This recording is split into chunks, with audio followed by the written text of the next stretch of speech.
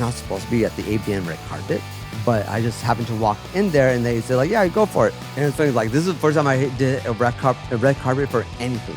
Whoops. And then right after, because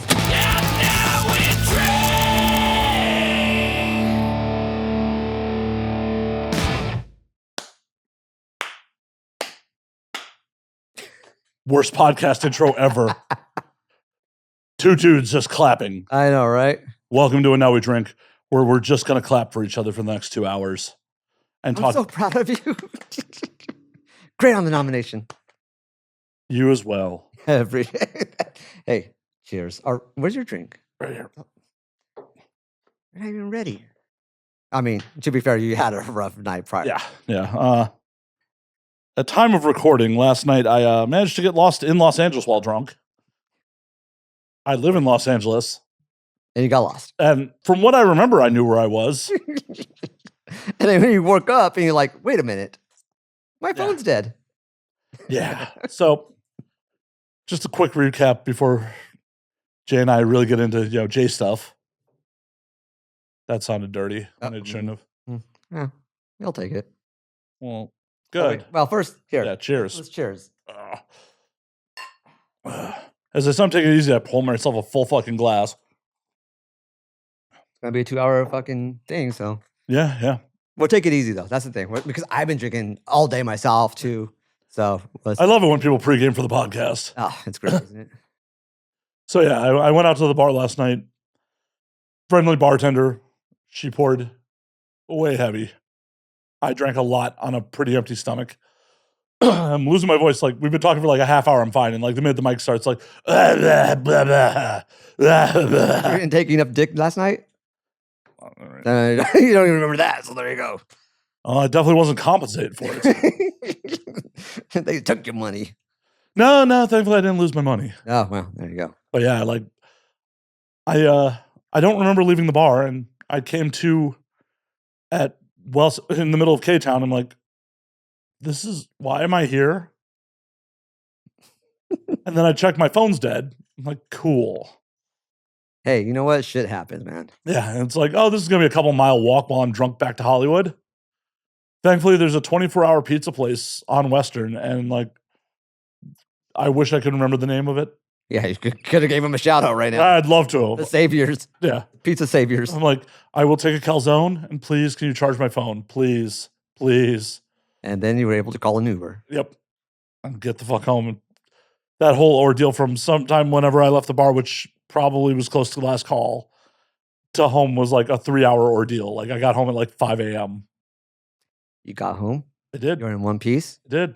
And hopefully you still got some money in your pocket. I do. All right, there you go then. Hey, man. Just do that one too. I am drinking whiskey, but uncharacteristically, I'm drinking water on air as well. It's all right. We're good. Literally, Jay and I have been hanging out on my porch for like a half hour while I was having a cigar, and voice was fine. Yeah, it was. It really was. It was grand. And now you're just and the minute, like, time to record. Blah, blah, blah. It's all catching up to you now. Yeah, it's just like, oh, my body's just like, well, you shat out like, whatever garbage was in there right before you got on air. Now we just got to clear out the other way, apparently. Yeah, right. My body's decided to detox on air. Hey, we're here. We're talking. We are. And hopefully enjoy the rest of the day or night, evening, whatever this time it is. It's daytime somewhere. Yeah, sure. 5 o'clock somewhere. How you been, man? Not bad. I thought that was my intro. Oh, well, hold on. Let's reverse that. Fuck you. I mean, only by appointment. I'm sorry. I'm pretty sure appointment book's pretty open. I can slide in there. Well, you could probably slide in there. Mm-hmm. As I tell people all the time, you're not required to fuck me as part of this show. I don't know what show you thought you were going on. This is not that podcast, Jay. Hey, you know what? I tell people I can't do the fucking. I'm terrible at it, so you'll be fucking me majority of the time. How often does that work for you? Surprisingly, not well. Anyways. Oh, that's sad. That's My life is pretty sad. Well, not really, but look where I wound up ending at. Where like I'm in the adult industry now, which is weird. Oh, I thought you were about to say this podcast. Like, look where I am now. I'm on this fucking. Oh podcast. no, this podcast is great. We got To be fair, he's got great cameras already. He's got a bug zapper apparently right here for some reason. And why is that here? I don't know. It's not mine. It's off camera. You can't see it, but there's like a bug zapper that's like a tennis racket. Yeah. It's an electric bug zapper. Just my roommate just left it on the podcast table, and I didn't bother to pick it up. I mean, that's fine. Yeah. It works. I don't know if it works. It's not plugged in. It is plugged in. Is it? Oh, no. Wait. No. Nope. Not plugged in at all. Anyway. Adds to the decor of the chaos of this place. I bet you anything, people are already tuning off of this podcast. I'm sorry. I apologize. I'm just... They tuned off when you don't have a vagina. Well, I mean, that's a bad assumption on my part. Do you have a vagina? Sometimes it depends. Depends on the day. Like, is your penis an innie and you just push it in a little further? Like, I could be a scaredy cat at times, so I don't know. I'm already drinking. I've been drinking all day. So sometimes when I'm talking, it doesn't make sense half the time. So anyways, hi. That's also good podcasting. Well, and to be fair, this podcast came about because of a drunken DM slide. It was. Okay, so I was at my bar down in Huntington Beach. Shout out to Distractions and Turner's. I don't even know if it was Distractions or Turner's. Anyways, if you're in Huntington Beach, go to one of those bars, the great bars, the bikini bars. I remember I guess I text you, and then the next day I woke up and I'm like, okay, what did I do? Because I'm terrible at this. Like, when I get drunk, I drunk tweet a lot, and I went one step further and drunk DM somebody on Twitter. So that was weird, and it happened to be this guy. So I was like, he's like, yeah, let's jump on the podcast. I'm like, okay, I guess this worked out. So the one time it actually worked out, drunk tweeting. What are you often drunk tweeting? And who are you DM sliding while you're doing it besides me? Thankfully, I haven't... Well, did I? I think I did. One time. I forgot who, though. It was a long time ago. I mean, did you delete the DM? Probably. Were you embarrassed about it? Oh, probably. Why? Because that's how I am. I was like, oh, I'm sorry. Like, I don't know. I'm sorry I got drunk and horny, and I think you're attractive. I'm sorry. No, it wasn't even that. It was just like some random, like... I've never done anything like that, like sexually wise. Would you fucking DM slide fucking Biden or some shit? I mean, that could have been, but no. It was like... I honestly can't remember at this point. It was so long ago, but that's not a good look when you're like a social media person for a company on top of that. So, well, at least you didn't do it from the official account. No, well, okay. So funny story.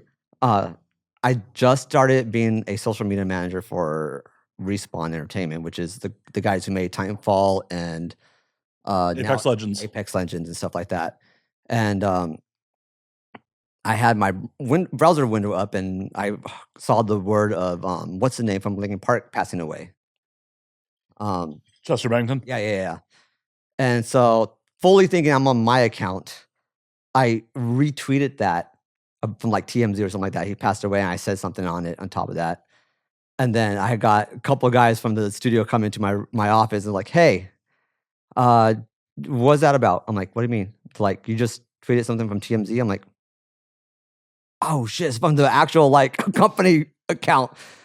I'm like, oh fuck, I'm sorry guys. So I went out, had to go delete it, and I'm like, oh well, shit. Well, that was my first fuck up, and like I just got the role 2 weeks ago. So there you go. So lessons learned.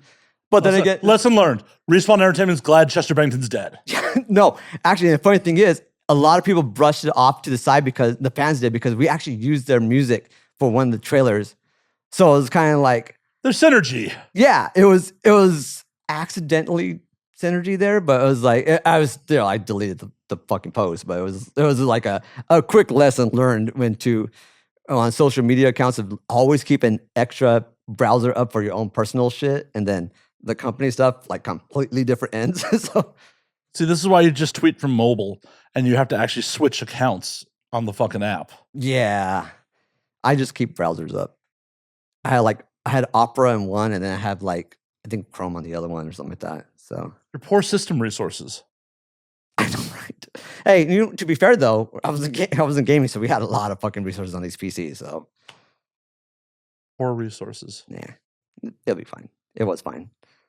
So what happened with you at Respawn? Then I take it you're not there anymore. Oh, apparently not. No, actually, I left at what was it? It's been about 4 years now. 4 years maybe.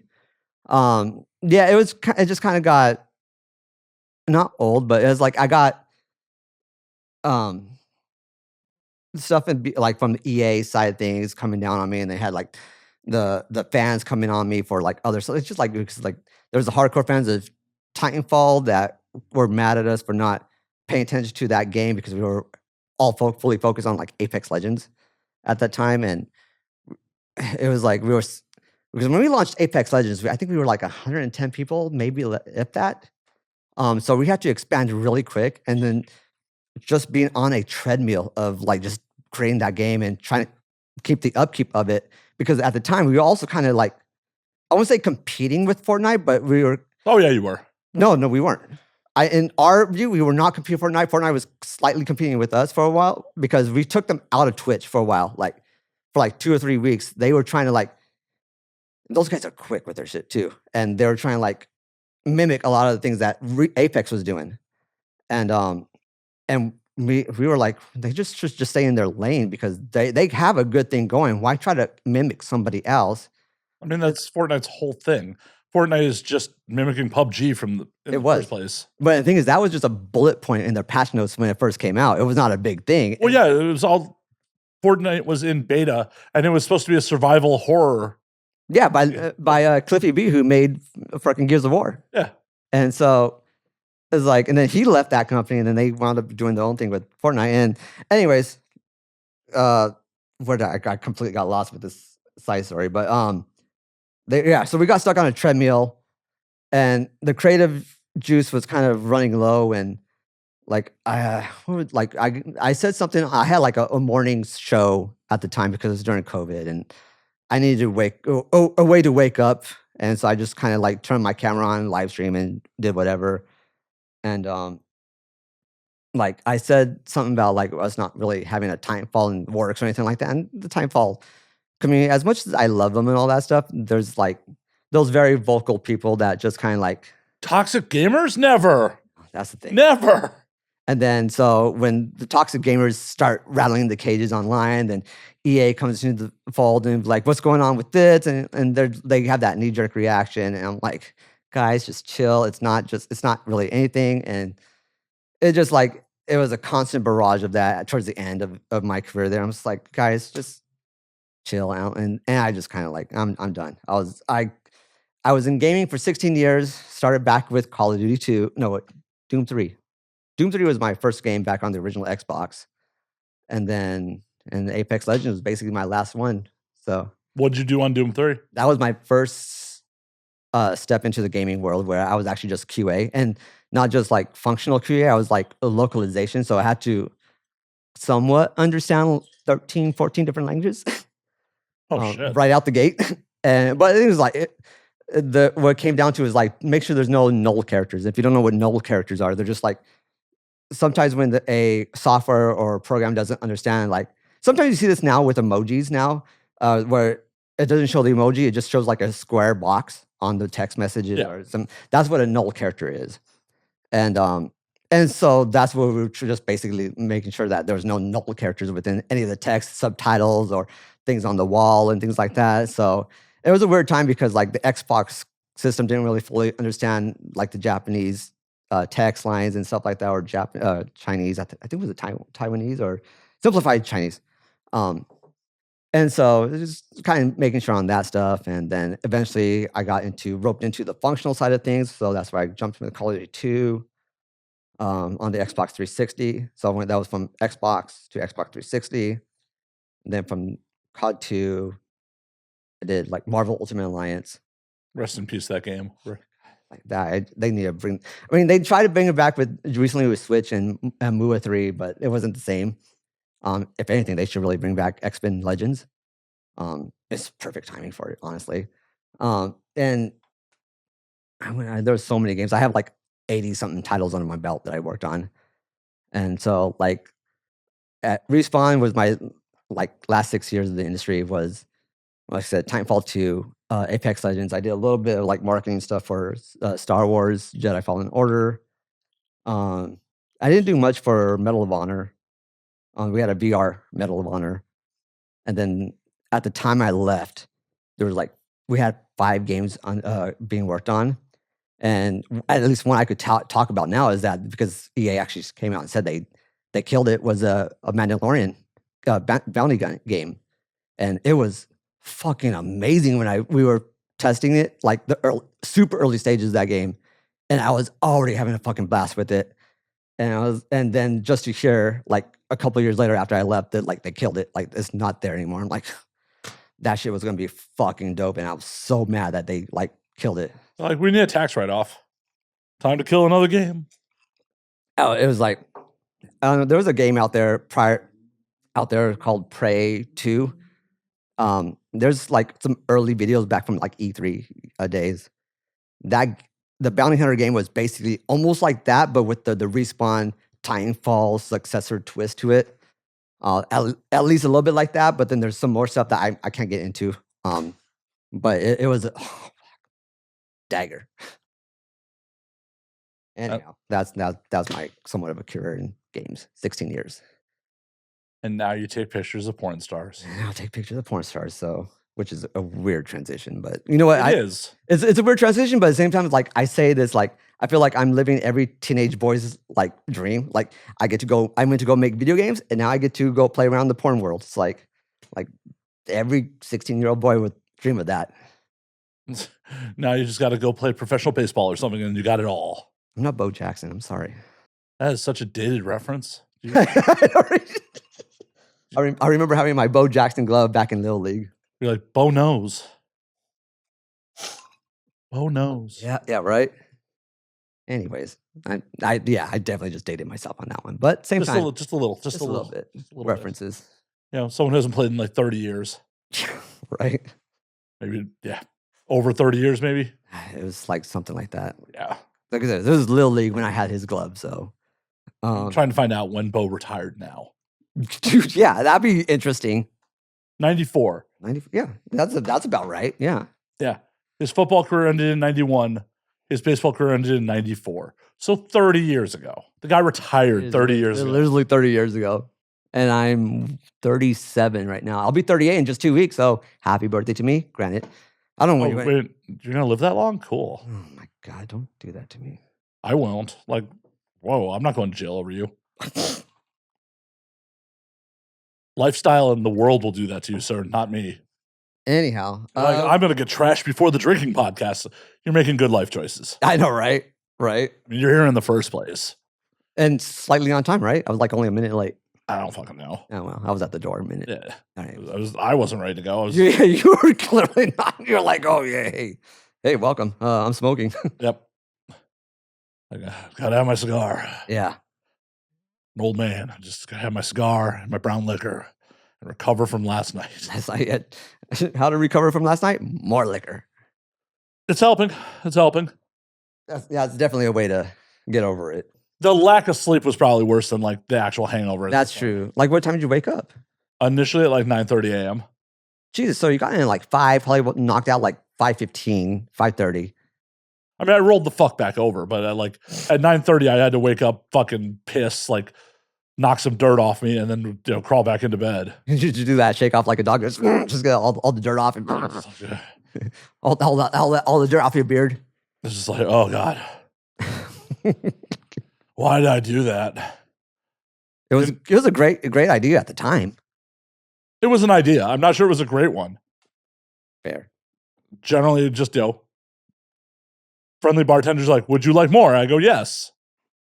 That's a dangerous thing. Yeah. That is like my bartender's the exact same. You want more? I'm like, yeah. No, to be fair, my bartenders don't even ask me. They just bring me my next Modelo. And I'm like, I guess I'm gonna have another one. So like I have to like catch them, like, okay, this is gonna be my last one. And like, here's my card, cash me out before they like start just because they know. Yeah, the bottle's already open. Like you can't let it go to waste at that point. No, definitely not. Absolutely not. And so yeah, so I just anyways, yeah, I have a lot of bars I frequent back at Huntington and Newport. So, and even though I live in Temecula. Why? Because to be fair, like I moved out there back when I was in high school with my family, and then came back out here for work, and then pandemic happened. Everybody go work from home stuff. So I was like, oh well, I still had a whole entire fucking office over there in Temecula. My pops was like, hey, you have a whole office over here not being used. You want to come over here? I'm like, Do I have to pay anything for rent? He's like, no. I'm like, all right, fair. Just pay electricity. Okay, very fair. So that's what I do. And so sat there, did all that stuff, and now I still continue to live there. And I commute. And the thing, Temecula is so great because it's the middle ground between San Diego and LA. No one's ever used that in a sentence before. What? Temecula is so great. It is. Okay, so a couple of years back, it was the 12th safest city in the United States. It has a shit ton of wineries, which is like 78 last time I counted. It has a Pechanga casino there. So if you're a gambler, anyways, and the Old Town area, which is great for a drinking spot. And it's a quiet majority of the time, except the occasional accident behind my house for some dumb reason. People like to drag race back behind me, but you know. Well, stop charging them admission. It won't fucking keep doing it back there if you don't set up the fucking races, Jay. I know, right? Right? Like, I understand how you're financing your life now. Got it. Oh, your car being damaged makes so much more sense now. Oh my gosh, that's not the thing. I don't know. I think I hit a curb really hard one day, and it eventually broke my steering column. Well, yeah. I mean, it must have been a rough race. I mean, terrible. Just terrible. Drifting through those turns, you're not supposed to drag race in residential neighborhoods. I mean, I must have ran over one of the ducks or something like that. Yes, there is ducks around Temecula. Well, they're obviously stupid ducks. If they get hit by cars, they can fly. Actually, to be fair, I don't know if it's still a law in Temecula. There's one street that the ducks have a right of way, and so you have to stop and let them pass. I forget what the street is called. It's a common street over there. And you're a fucking murderer and admitting to it on the internet right now. Got it. I didn't kill any of the ducks. You just said you probably hit one of the ducks. Yeah, I didn't say I killed him. I just said. Oh, you just maimed him. Okay. Yeah. There's a complete difference. Yeah, because, you know, I mean, small animals with hollow bones tend to survive being hit by cars. Yeah, I mean, like that one might not have a head anymore, but you know, it's still walking, right? Walking off the nerves. Yeah, that's murder. Hey, it's still walking. Yeah, but it's not really doing any other functions, like breathing. Oh no, you know what? The one function it does do is great food for my stomach. Just getting out here, just getting wild duck. Mm-hmm. And talking about the rabbits too. No, you fucking Elmer Fudd. This went dark really quick. You fucking Elmer Fudd. Rabbit season, duck season. I know, right? Fuck. Oh my gosh. Apparently, Jay does more than just shoot porn girls. Maybe. Anyways. You just admitted it. I admit nothing. I'm drinking. I'm under the influence. I don't consent to what I say. Ish. Well, cool. Then I guess I can't release the podcast. And we're done. Thank you for watching, guys. I appreciate you. And you got any more? This is alcohol here? Yeah, you do. There is. But it's for guests only. Sorry. Oh. Now that we're wrapping the show, get the fuck out. All right. Well, it was fun while it lasted. Oh my gosh. So what the fuck do you do with yourself besides hunting defenseless animals? All right. No, you know how many girls in the industry are going to hate you over this, by the way? Oh, dude. I'm like, and hate you. I know. Out here killing ducks and rabbits. I mean, to be fair, I don't really do that. It's just all fucking shit. But anyways, I'm just shit. Anyways. They're going to hate you. I mean, that's fine. Next industry party, like someone's gonna throw fucking red paint on you. Animal murderer. I mean, if they're part of fucking, what's that stupid PETA? Yeah. Yeah. I mean, for fuck's sake. PETA's terrible.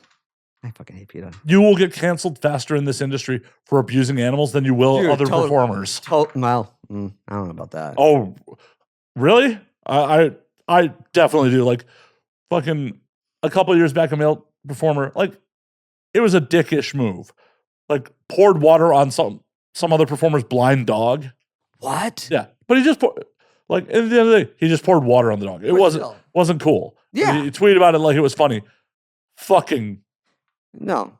Dead. How many people have been accused of sexual misconduct in this industry that are still shooting on the regular? You got a point. So nice knowing you, Jay. I know, right? You're right. Oh man, I just started this industry too. God damn it. Man, back to gaming for you. I know, right? I gotta hit up a ninja, see how he's doing. Yeah, like that is the number one way to get yourself canceled in this industry. Yeah, no shit, right? Like, wow. Yeah, this past I was supposed to cover this past weekend too, the animal charity event that was. Oh, Vice is Nice? Yeah. I really wanted, like I said, my car fucked up too, and it's like, I'm so pissed I missed that one. I really wanted to be there, but I also heard there's some shit going on with that one too afterwards, Someone's dog attacked somebody? and they can't find the owner or the person who had those dogs. It's from what I heard, it was just bad, and it was actually another photographer that got attacked too. On top of that, Rest in peace, Koga. Yeah, no, definitely not Koga. No, it's not Koga. It was somebody else. I forget their name already. Wait a minute. Now I know why you weren't there. You're just taking out the competition, Jay. Oh, I see how it is. I should have never fucking brought this shit up. I mean, oh, it all makes sense now. Oh no, I wasn't there. I hate you so much. I wasn't there. Another photographer just happened to get mauled by a dog. I mean, oh my God. I know we're trying to make light of it, but still, it's a serious issue that is really fucked up that needs to get resolved. Because they can't find the dude, and that's not kosher at an event like this. Like, it was meant to be like celebrate like the dog and the animals and stuff like that, and it's just unfortunate that fucking happened there. So they'll come for you one of these days. Don't worry. Oh yeah, no, I'm totally 100% sure that I'm gonna get mauled by a fucking rabbit. Anyways, oh, that'd be karma. That'd be great karma. Anyways, see how I bring it around? Bring it right back. Bunch of just killer rabbits just gnawing on you. Like the rabbit from a fucking Holy Grail. Yeah. So what the fuck do you do with yourself when you're not, when I'm not doing shit? Yeah, when you're in Temecula, committing crimes. Well, I'll still shoot. I shoot for like I do paid shoots here and there. And then in between though, what I like to do in between is like when I'm going to a shoot, I have Uber, so I make money going to the shoot, get paid for the shoot, and then make money coming back. That's what I like to do a lot. And then when I'm not doing that, I'm just sitting around, just fiddle farting, twiddling my thumbs and playing games. Honestly, like I'm still a gamer. I still play all that stuff. Right now, I got heavily back into Fortnite for one. Like, fuck Respawn, I'm going to Fortnite. It's just the characters that just the licensing they are able to pull from that game. Plus, Disney put like, was it $1 billion into the game just recently? Did they? Yeah. So they're already working on a big, massive like Disney world within the game. So that I know they have the Marvel section, the Disney section, the Pixar section, and then something else like Star Wars. But yeah, it's crazy what Epic's doing with that. And the thing is, all it is a tech demo. It is meant to be a tech demo for the engine, which is already been used on The Mandalorian and stuff like that. But yeah, it's just crazy. But anyways, I'm playing that game. Also playing Goat Simulator. Why? Goat Simulator? Why? Goat Simulator 3. Because that needed 2 sequels. No. It went from 1 to 3. I love this game. This is such a parody game. Yeah, it's like it's not an actual simulator of a goat. It's a parody game, and this goat could grind on fucking like telephone poles and shit like that. And it's it's such a fun game. It's a game I could just finally turn my brain off and I'm just going to go kick this person 3 times off a fucking roof or bat at this guy for 4 times and run away and then like lick this person off and then drag him around with my tongue. Goat Simulator 3 is an amazing game. If you haven't picked it up, go pick it up right now. No, not right now. They're watching the fucking podcast. Not right now. Well, to be fair, they could be opening it up in another window. No, don't navigate away. Why would you tell people to navigate away, Jay? Why would you do that? I'm drinking. Are you just ashamed of being here? You're just like, give up, stop watching, do anything else but this. I mean, you can still listen and click the like buttons and click the subscribe button, notification, give that thumbs up, and leave a comment below. Did I save it? No. Oh, okay. Everyone loves the YouTuber pitch in the middle of content. I mean, I tried. It's okay. I mean, How about actually with Spotify though? Yeah, you're on Spotify, right? You don't know? Yeah, I do. Just trying to make conversation. Oh, But is on that what Spot, we're doing here? yeah, yeah. But honestly, like for real though, Spotify, does it have like a rating system on there? Because I just like listen to it and I'm like, I don't think there is a rating system because I know iTunes does. iTunes does. I don't know. Like because yeah, like I listen to your podcast a lot. That's the kind of reason why I kind of drunk and tweeted you. Um, but yeah, it's like I was like, there's not really a good method to like bubble up like good podcasts. Well, I mean, even on iTunes with the rating system, it's still garbage. Is it really? Yeah, because at the end of the day, there's so many podcasts. There is. Like their search algorithm's not great. Their recommendation algorithm's not great. They will like if you listen to Holly Randall or like one of the other industry podcasts, the show itself may get recommended to you at the bottom of your player. Be like, other listeners listen to this. Oh, okay. A show like this is so based on the episode. Right. It's just like, I'm sorry that I'm on your podcast. It's gonna. I'm the one who booked you. Like I could have been like, why would I have you on? I could have been like, why am I doing this? You're probably drunk too. No. Oh no. I think I responded in the morning somewhere. I think it was Probably did. roll out of bed, like check my tweets, like, oh, I like Jay. Why not? Fuck. Yeah. Like when was the first time I met you though? It was like because I have that photo because I tweeted that photo of us at XRCO. Yep. To be fair, you were with Koga too, chatting with him. But I just can't remember the first time you and I actually met because you know what? The first time we actually chatted with each other was because of Megan. Yeah. Over at Miami, XBiz Miami, I want to say it was the first time we actually kind of like bullshit. We've seen each other before in passing, but not really like shit. And so yeah, she was the one that kind of brought us together. And I was like, hey, I like this guy. He's pretty cool. He's pretty chill. And then I like here and there, I would like chill out with him when I needed a break from photography and the sweltering heat and fucking humidity. Yeah, because I was just kind of holding court in Miami, like just like my bottle, fucking dude. I was like, dude, I love Miami, XBiz Miami, but holy cow, man, like that humidity just killed me. And I think also on top of that is like the white party, they had it that whatever club they had it, but my lens kept on fogging up, going in and out of the place and then back outside. And I was like, I'm like, thankfully I had a filter on it. So it's fogging up the filter, but it wasn't going into my actual lens. So thank God. But same time, it's like, please don't fuck up the lens or the filter. I'm like, because I didn't have any of my filter cleaners on it. I'm like, well, now you know. Next time, definitely has to be in the camera bag.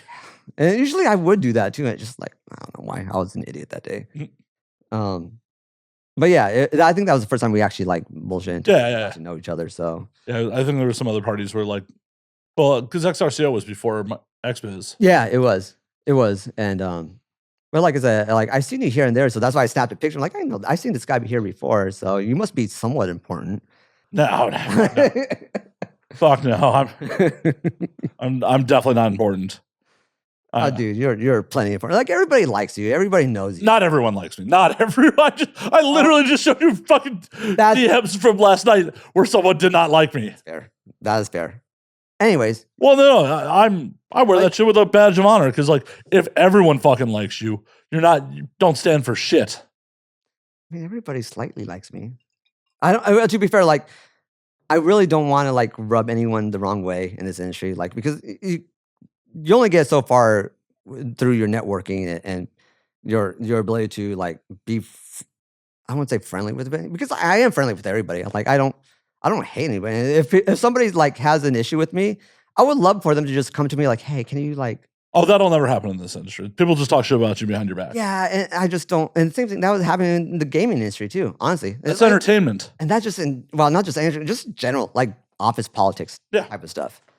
But if you do have an issue with me, please let me know. Like I want to correct. Like how am I supposed to correct anything if I don't have the feedback? Leave it in the comment section. Drive engagement. Yeah, that'd be great. Honestly, let it be on YouTube, Twitter, Threads. I don't know. Fuck Threads. Fuck. It's funny. Like I've been like this whole week since my card's been messed up. I've been able to schedule all my social media stuff, and I've done everything from like with the exception of Snap. Why did I not do Snapchat? Anyways, well, you just said earlier you got a little dick. I understand why you're not doing Snapchat. I mean, it's not that. Well, anyways. Oh, anyways, at what point are you lying to my audience? Were you lying to my audience earlier, or are you lying now? I mean, it depends on how small their hands are. They're just doing it by comparison. More or less, it's Girthmaster uses a wine bottle. You use an airplane bottle. It's relative. It's all relative. I've been scheduling like Pinterest, Threads. Pinterest? What the fuck are you putting on Pinterest? It's photos. It's event. Like people still like look at that stuff too. Like at least for photos and stuff. Like that's actually another big one for me. Oh shit. Yeah. I guess I should probably put my photography there then. Yeah, Pinterest is really cool. Like that gets you, and plus you could put links on it. So as soon as they click the picture, it takes you to wherever it is. So like if you put pictures of people for your podcast, they click the picture and it takes you straight to your podcast. Oh well, shit. I guess I'm fucking up. We all learn. But like I have like Threads, I have Blue Sky, I have like all the random ones that people don't really use that much. At least I have content there. So just in case something happens where Elon just like makes X go like take a shit. Like I don't know. Well, granted. I mean more of a shit. And the thing is like I still call it, even though everyone calls it Twitter. Yeah, I just called it X because I had Elon in the head, but in general I just say Twitter and tweets and stuff. That like motherfucker even posted a poll on his own account. Should we change it back to Twitter? Multiple times he's done that, and every time it comes out Twitter. So he's just waiting for that one day where it's just like the next generation just says, "Hey, it's X." They're never going to say it. I don't. To be fair though, I will say I will still type x.com because it's easier to type that than Twitter. But then again, sometimes I put the T, it's already put in there from Chrome. So I was like, well, all right. It just depends on what I feel like that moment in time. I just close my whole browser once, and then when I reopen it, all my tabs are back there. So I don't have to type shit in. Fair. It depends for me of how stupid I am. And I close a certain tab. I'm like, oh, fuck, now I got to retype this stupid shit. No, you just go to your history and click on it. Open but then that's Control H, and then looking through a list, I'm like, just x.com or T, and then autofill. I'm like, all right, cool. Welcome to the lazy technology portion of the show. Hi, guys. I'm all over the place when I bullshit with people. Like we can from video games to roadkill to X and social media. So welcome to today's podcast. Are you thinking about trying to get into doing social media for like any of the adult companies?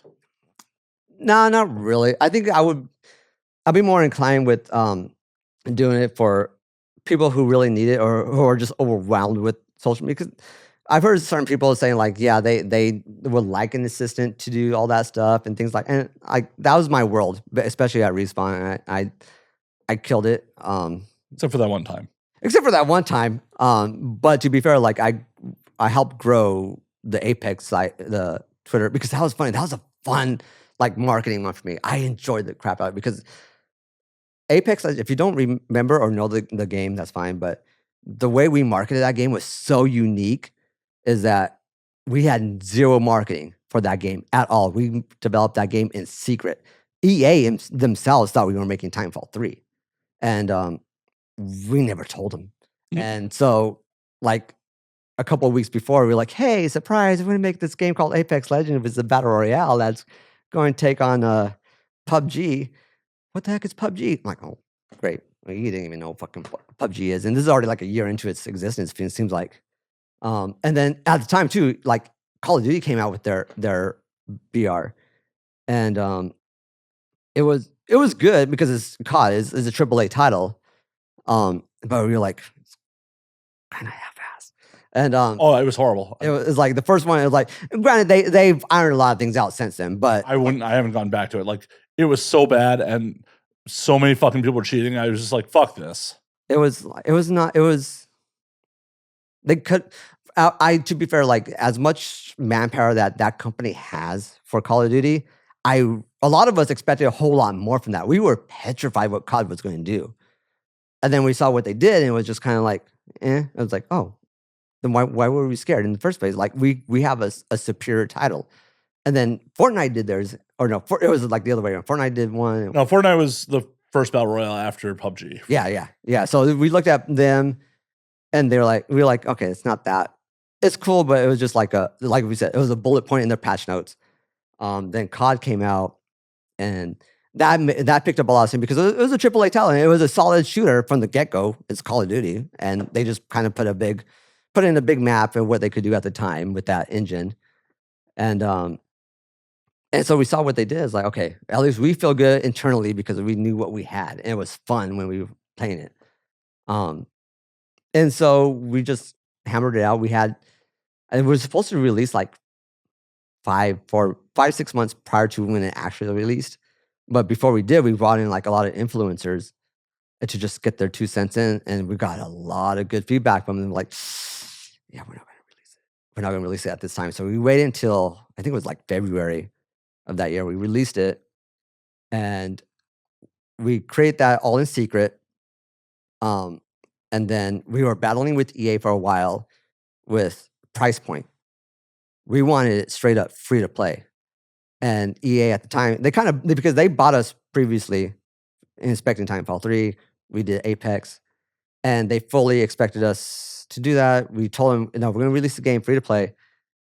And they kind of like, okay, if not, don't do free to play. How about like a $40 game? And we're like, nah, it has to be free to play because this is a game that's set in the Titanfall universe without the Titans, without the pilots. It kind of like, it was not a Titanfall game, but it was still a Titanfall game in the universe. Right. And it's a game that will get destroyed if we sold it. Well, and none of the other Battle Royale games cost anything. Exactly. And the thing is, to be fair, we were all the guys who made Call of Duty originally. And so we know how gunplay goes. And it's a solid gun game. So it's like, no, we have something special here. And the only way it's going to get in people's hands is if we do it right out the gate, free to play. And on top of that, we're not going to say shit until we release it. And so going back to my whole my love of this game for social media wise is like, I create all the social media accounts like a day before, make sure none of them were created or like taken from any platforms. And we were brainstorming like, okay, this is taken. Why not this? Why not this? And then we took a cue from Overwatch because they had their thing was called like Play Overwatch or something like that. So we're like, you know what, that actually should work. And lo and behold, it was Play Apex was not taken anywhere. So it was like, fuck, let's just use Play Apex. And so we created that just like the night before, the day before. And and the scary thing was actually because we had to go through ESRB, which if you don't know what ESRB is, it's like the gaming rating system so like you know how like movies have like the R rating system, PG-13. Games do the same thing, like E for everyone and T for teen.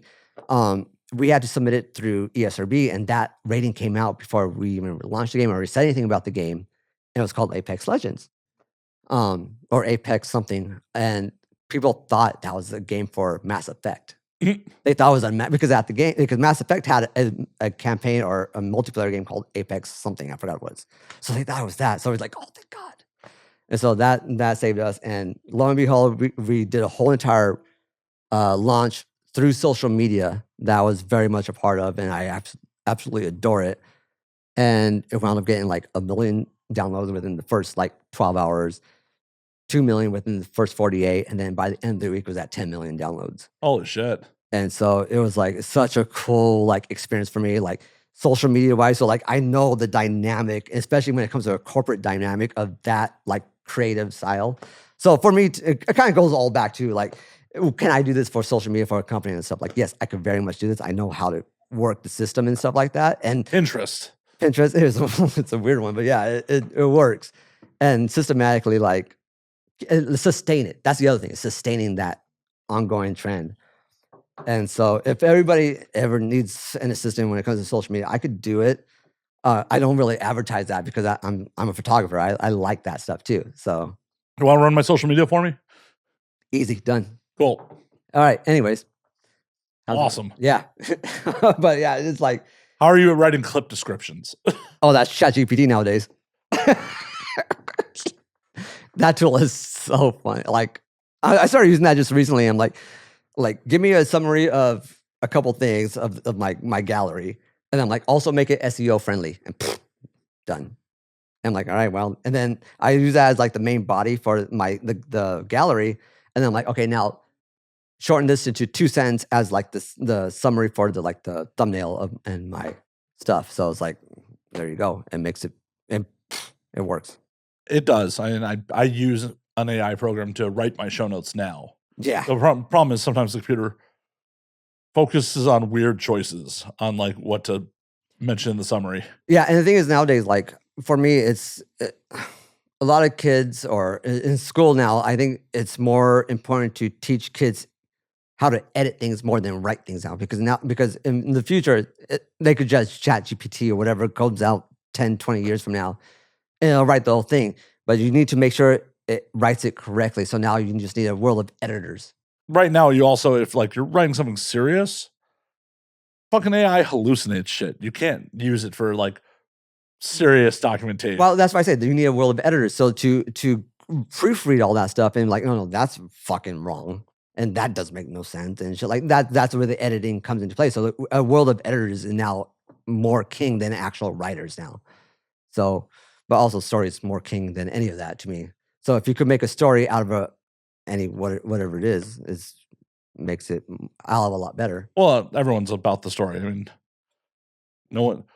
If you have a good story, it doesn't matter if your grammar's a little off or. Yeah, exactly. Because at the end of the communication's really about your target audience understanding what you're trying to tell them. Right. You're not a smarter person if you use big words if your audience doesn't understand what the fuck you're saying to them. And that's one thing I always didn't like with school. Like, to be fair, like I dropped out of college. I graduated school early. Well, to be fair, I was going to drop out of high school. And then my parents gave me a 54 Bel Air for my birthday. But they're like, under one condition, you graduate school and you go to college. I'm like, shit. All right, fine. So instead of dropping out of college, dropping out of high school, I went the other way around and just graduated early. And then started joining college really, really fucking early. And then I found out there was nothing there for me. And I'm like, oh, well, I'm going to just drop out. And they're like, well, whatever. He's making video games at this point already. So it's like, he's already successful. Here's some debt. Yeah. Yeah, that was like a little bit of debt. I'm like, oh, well, I could pay that off pretty easy because I didn't go the whole fucking 5, 10, 20 bajillion years like some people do, it seems like. Well, you don't have to start paying back your student loans if you just keep staying in school. I know, right? Right? I'm like, that's not. The thing is about me, I always hated homework. Homework was the worst for me. I was like, I just went through all this stuff at 8 hours over here. Why did I need to take it back home with me where I could actually just be like, I don't know, go play football or. Well, it's bullshit. Homework is bullshit because it's just like school telling you that like, no, your own personal time isn't valuable. You don't get to control your own personal time. You have to do this shit away from what your job is as a child, which is go to school. And it's just like, unless you're an entrepreneur, the second you clock out from your job, you shouldn't have to give a fuck about your job till you have time to clock back in. Exactly. No one's paying me to give a fuck about this right now. Yeah. You paying me overtime? No. All right. I'm out. Peace out. Oh, yeah. But the funny thing is, like, towards the last year and a half of my high school years, is like, they had the book there, and I found out where they're pulling the homework from and all that stuff. I'm like, I need to do the homework right here in class. And so whatever they were talking about, I was like, I already just did the whole homework, so I don't need to learn it. And so, like, of course, I would like ace all my tests and shit like that. But it's like, for me, it was like, yeah, I already know what's going on. So here's the shit, and I'm done. And so, but that was like, I didn't learn that until like 2 years, 3 years into high school. So it's like, whatever. Also, the other thing I learned in high school is walk around like you know what you're doing. You'll get away with anything. Oh, 100%. Dude, like also, I got really friends with the security guards around there because at the time I was driving my Bel Air, my 54 Bel Air, and back and forth to school. So I was like, I would just sit there and bullshit with these security guards talking about my classic car, and I'm missing a full entire class. And I'm like, hey, do I need to go back to class? And they're like, no, you're fine. I'm like, all right, cool. And then also on top of that, I would make really good friends with my teachers at the time, and we had an In-N-Out just around the corner. And I'm like, hey, you know what? I want to go get In-N-Out for lunch. Do you guys want anything?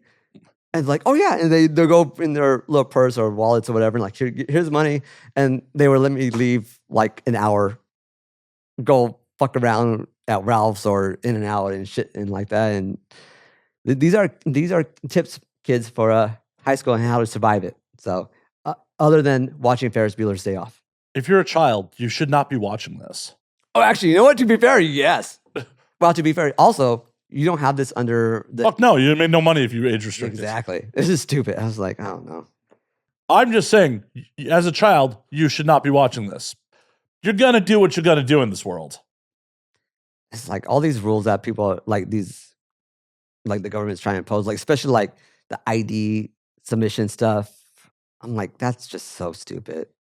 That's just like people are just VPN go around it. It's like, Well, eventually, it will be to a point where you'll have to VPN out of the states to view it.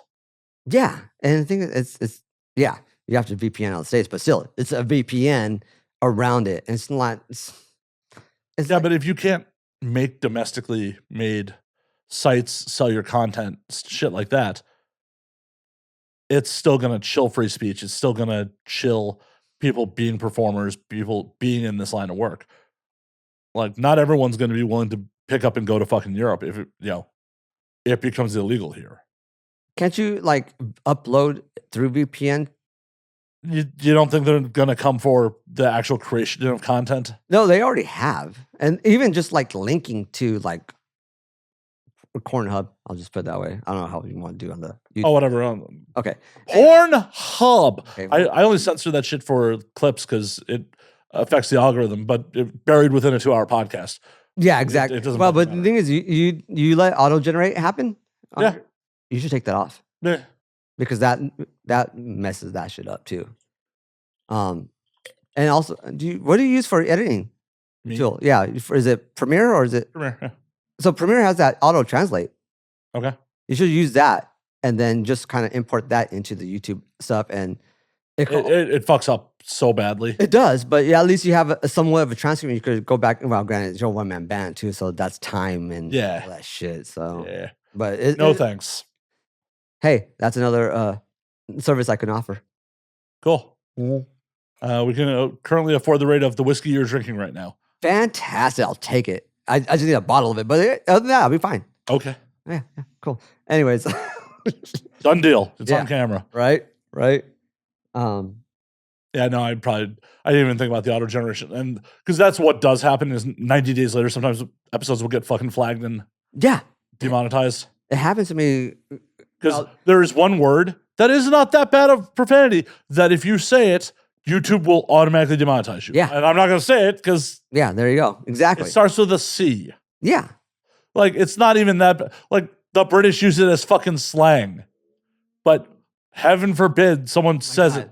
Like there's something, because I lived in the UK for like 2 months working on DJ Hero, and like some of the slang they use was like I wouldn't say appalling to me, but it was a culture shock. Yeah. When they said it, like especially when they're looking for a cigarette. Yep. There's a certain word that they use. I was like, wait, come again?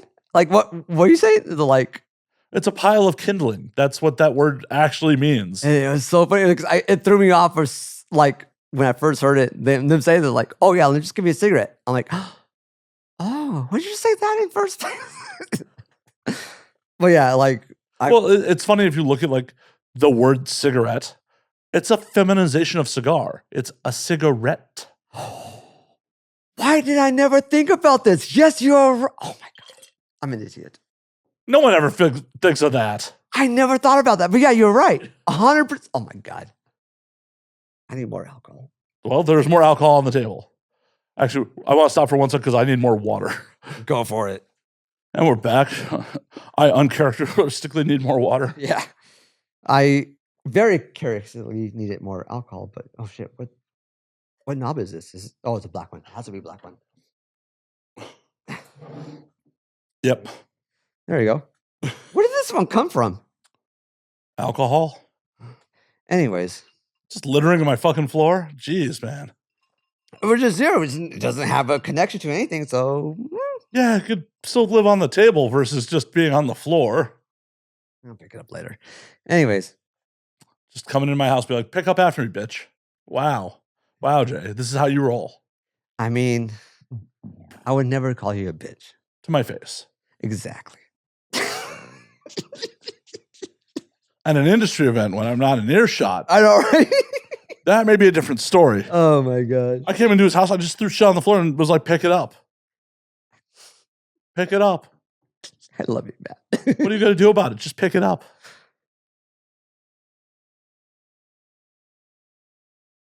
I can't put it up there. I was going to put it up somewhere. Anyways. I mean, the baller move would just throw it on the floor again. Yeah, true, but I'm not that much of it. I mean, I am that much of a dick. But anyways, it's just I'm not that quick-witted. Well, I'm sorry. Yeah, well. Sorry. Shit happens. It does. It does indeed. Not dropping shit on the floor for a second time for comedic effect is obviously not part of that shit. Well, the thing is, like, when comedic effect happens, it has to happen 3 times. Well, yeah, the rule of 3 is definitely there. But yeah, so I have to have 2 more times throughout this podcast. See, but the moment's gone. The timing is bad now. If you're just like, haha, it's like, aha. Yeah, it's. Well, that's the second time, though. We haven't hit the third. And the third time is always the charm. I feel like we're beating this bit into the ground at this point. I mean, it's like any fucking, like, Activision or EA. being a dead horse to the ground or whatever. Was it? Something like that. I'm already drunk enough. Anyways. It's like, AAA games are all rehashes of the same game. They really are. And granted, like, to give EA some credit, though, they definitely have tried to, like, branch out, because they just recently had a really cool idea of a game that came out. I forgot what it was called, but it was like a mystical version of, like, Call of Duty. And from what I've heard, I didn't get to play it. But it sounds like Hexen from back in the day. Oh my God, Hexen was cool. I liked Hexen, but it was, I forget what it's called. But from what I've heard, it was actually a really good game. And the thing is, in video games, it's always hard launching a brand new IP and intellectual property. If you don't know what that means, I'm just saying, like, some people need an explanation. You need an explanation. Jay thinks you're dumb and don't know what IP mean. I mean, I pee in the toilet, but anyways. Well, good. That I'd legitimately be upset if you did on my. I know, right? That would be a problem. That would be a huge problem. I mean, you're not nearly pretty enough to get away with that. There are some people that are hot enough that, like, if they just let fluids loose on my floor, I'd be like, oh, I'm probably gonna have to let that one slide. What is the hottest one you've had on this podcast? Wow, you're just, like, trying to get me in shit, aren't you? Oh, yeah, absolutely. You're making me look bad with killing ducks, so why not?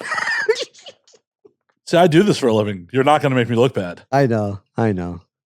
I can make myself look bad. And I mean, I can definitely make myself look bad, but I'm also not going to, speak on my guest's appearance. Yeah, I know, right? Oh, that's like this is why I should not drink all the time. But anyways, you're like, oh yeah, call out someone who's very likely to see this and who I think the hottest one. But the thing is, though, that's once again all relative too. So it's like, yeah, no one takes that shit personal. Oh yeah, we just saw something. Yeah, yeah. No one takes that shit personal at all. I don't know. Never. I'm just trying to think of, like, who's done on the show that I actually dated for half a minute and, like, be like, well, I dated them. I could say they were the. Well, yeah. To be fair, like, that's okay. So you have dated people. Like, I don't. For me, that's a weird thing for me. Like, I've people flirted with me here and there already, and like, and then you drunkenly DM slide them. No, it's just I have. That's where I actually draw the line with stuff like this. Like, I have such a great time with everybody here, but at the same time, like, I don't want to date anyone or do like, or slide in DMs or anything, like, anything outside. Sex thing? Anything extracurricular or whatever. I'm already drinking. I can't drink. Anyways, anything extracurricular. I think that's the word. It is. Okay, cool. Great. But anyways, like, I just can't see myself doing that, or like it. I find it, to me, is very. What's the word? There's it's unprofessional, or no, it's not. Well, yeah, it's very. To me, it's unprofessional because, to be fair, like, I've seen that go wrong so many times within the gaming industry, and just like, or just in the work environment, and just like, to me, it's just like, I really want to be in this industry for the long haul. I'm sorry. Terrible. But no, it's like this. Like I said, this industry is really fun. I like everybody who's in it. Like you say many times, we're like the misfit of the Isle of Misfit Toys type of deal. It is.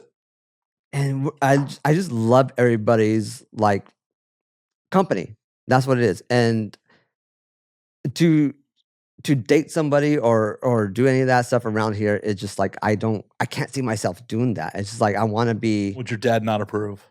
No, he'll very much approve if that happened. So your dad's disappointed that you're not. Oh, probably. You haven't asked him? No, like even my brother is like, why aren't you like no, no, and so it's just one of those like I can't do that. So if you really fucking hit it off with somebody, you think they're awesome, they think you're awesome, and like, hey, we're into some of the same shit, you're just gonna be like, no. It's just one of those. That's the thing. That is like, for me, it's so hard to do that. It's just like I've had that professional mindset for so many years, especially with corporate, like a corporate mindset. Don't get involved with anybody, and I just can't like. If we hit it off, we hit it off. But at the same time, it's like you're stepping on eggshells. That's the thing. It's not though. That things like that. That's your like, not your like that. That's kind of like what I want to know from you. Like, kind of like, is that?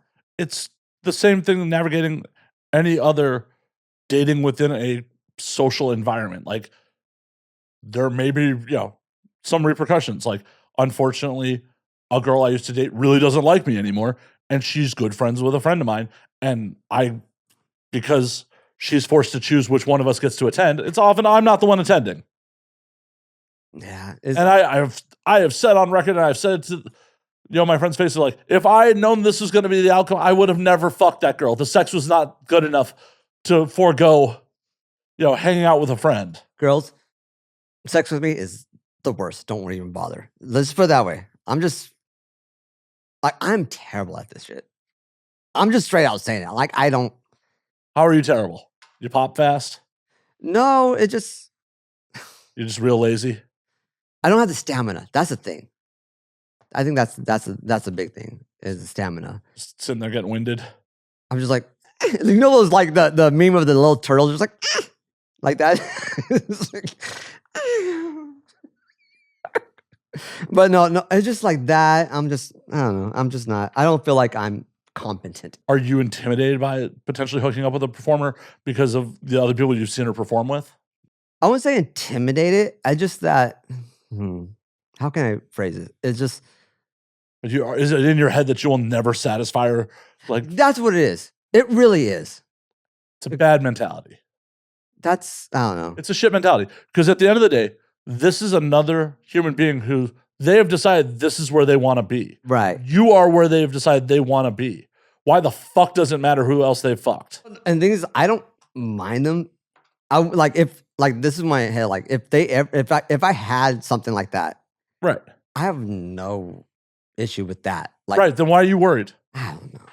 Because if they didn't want to be there, they're not going to fucking be there. Yeah, and that's true. And like, your pity party lack of self-confidence about the situation will make it a self-fulfilling prophecy. That's not a joke. That's real. That's 100% real. No one is turned on by someone being like, oh, well, I don't know. Yeah, I know. Yeah. Get that shit right out of your fucking head. I don't know. Celebrate the moment that, like, oh shit, the person that millions, in some cases, millions of people fantasize of being with wants to be with you.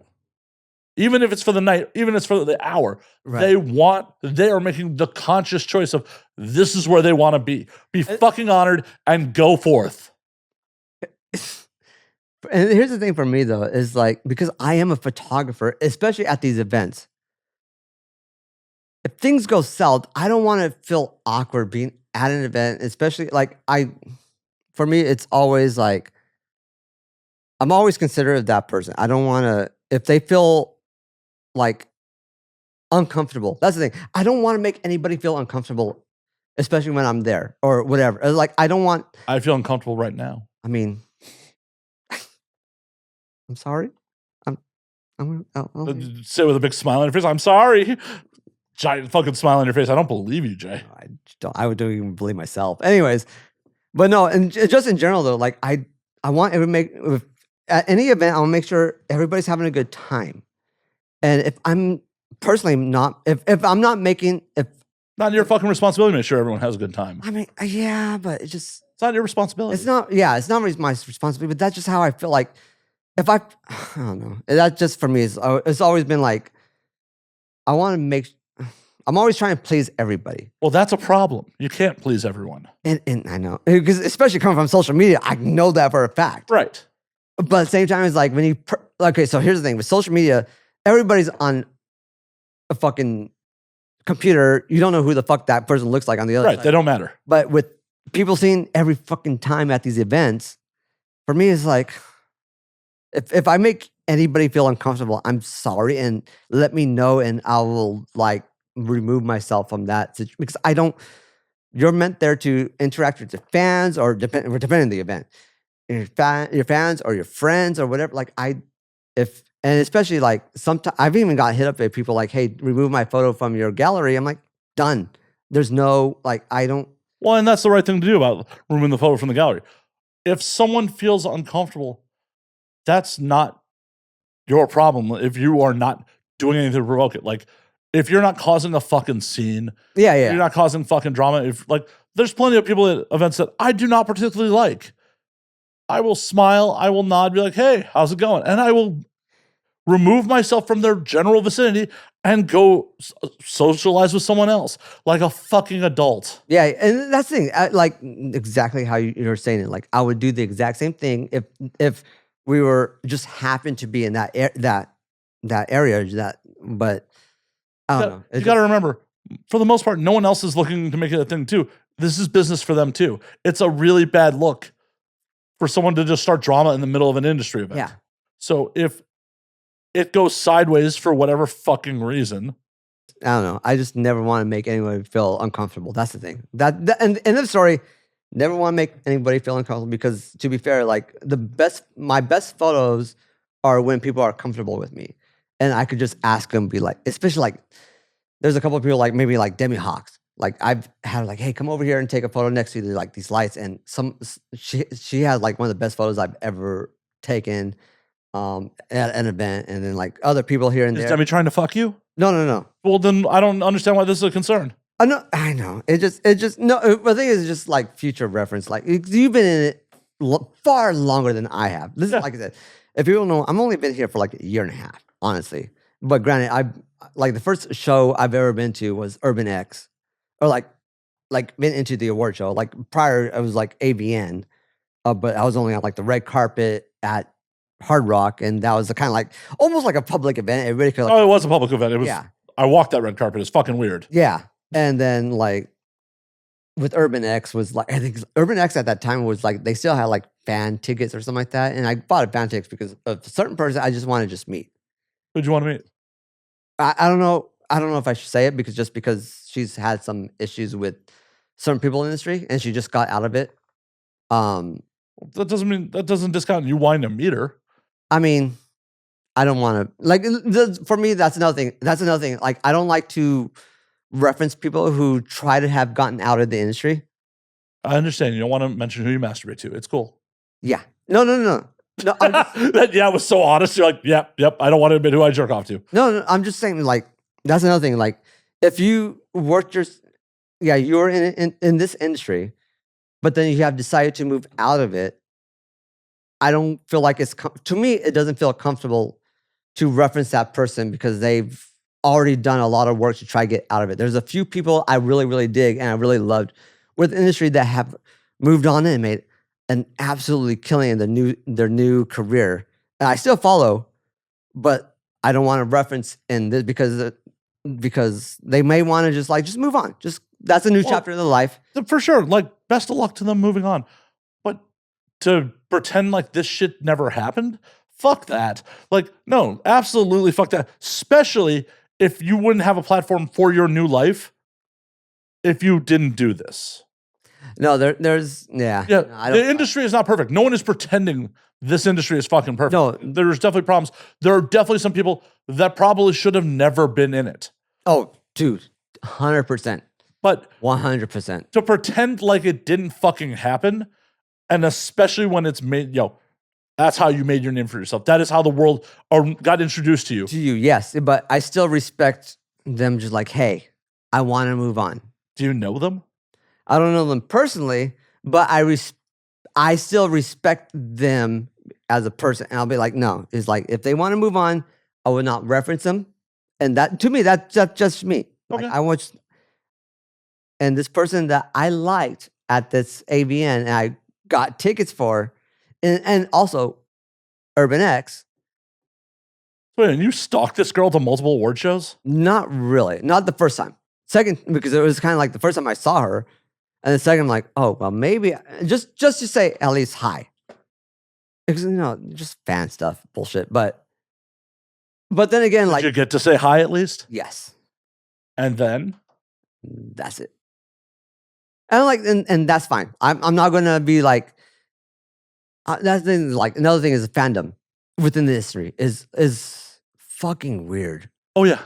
It is so fucking weird. Like I tag people within these, like some of the posts and the photos I take, and some of the replies I see, because granted, I tagged them and then those people like retweet and stuff, whatever. Some of these comments I see, I was like, oh my God, you're a fucking weirdo. Like, what the fuck? Like, yeah, no, there's a lot of weird fucking comments out there. There's a lot of parasocial relationships people have built up in their own fucking heads. Exactly that. Yeah, exactly. And it's just like, just because you fap to someone's image doesn't mean you know this person. Like the amount of people who flat out profess their love for a performer. You don't know this person. Like I've said this many times. You don't fucking know this person. You don't know them on their bad days. You don't fucking love them. You love how your dick feels looking at their image. Dude, fandom's crazy. Like, granted, like I said, I dealt with the gaming, and it's funny. Like I see I say the same thing with. Well, I want to say the same thing, but I see a craziness with fandom kind of transfer to this. Well, you know what fan is short for, right? Fanatic. Yeah, fanatic. Yeah. Yeah. But it's like there's oh my God, this is why I don't like that cross out effing line. Like, this is why I don't like referring to my audience as my fans. I don't want them to be fanatics. I don't want anyone to be fanatical about something I create. I want people to be part of a community, enjoy things, but I don't want them to be fanatics. Community is a big key word for me. It's like, yeah, we are like people, a tribe, a community. Like we all like the same thing, and we could communicate through that. But you're right with the fanatics. Like that's overboard, and I've seen that so many times with, like I said, gaming. I've seen it so many times with this industry now. I'm like, holy shit. Like, well, Lifeline is pretty hot. So, I mean, I get people rubbing one out. I mean, like Mela, the voice actress, is fucking amazing. Dude, Mela is awesome. Like, shout out to Mela. Hi, Mela. If I don't know if you're going to ever see this. I doubt it.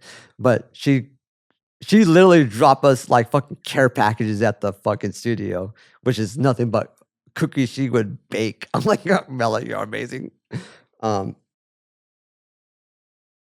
But yeah, it's funny. I'm still good with all those voice actors from the game. So I was like, and but yeah, it's like Lifeline is funny. Like you said, Lifeline. Lifeline was like my first main character in development studio. So when the game came out, I was like the number one Lifeline for the first 2 hours.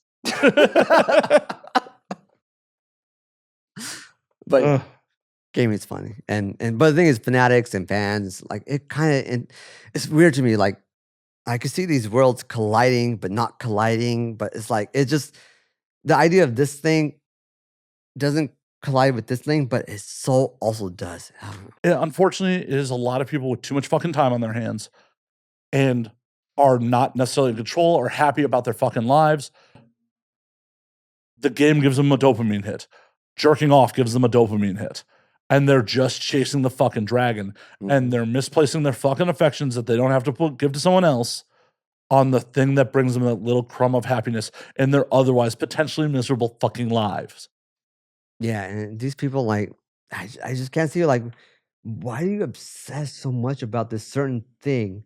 And then as soon as somebody says something negative, especially like somebody from the inside says something negative about it. I don't know why I was touching that little earpiece of some sort, but sure. Sorry. But yeah, it, I don't know. It just fandom is weird. It's great. It could be so amazing at times, and then so bad at the others. Like to me, like okay. To be fair, it's funny, but well, I don't know. Like talent deals with a lot of that fandom. Like I don't deal with it, and I've got a little taste of it because when I tag people. However, I got a big taste of it with gaming, and the other taste of it is Star Wars. It's like the Star Wars fandom is fucking nuts. Yeah. Like that's another fandom. Like I love you guys, but fucking chill. Just chill a little bit. Like I don't know. Fandom's weird. It's such a weird like ecosystem. Yeah. There's things I enjoy. There's very few things at this point in my life where it's just like, I'm that fucking passionate about it to like, oh, you dislike this? Fuck you. Fuck you for disliking the thing I like. Like, what? Yeah. What? Like, I mean, to be fair, it could also go into the current political spectrum. well, that's just But that's just blind tribalism. that's another thing I never want to touch. So, but yeah, fandom, and Yeah. no, it's just like can we just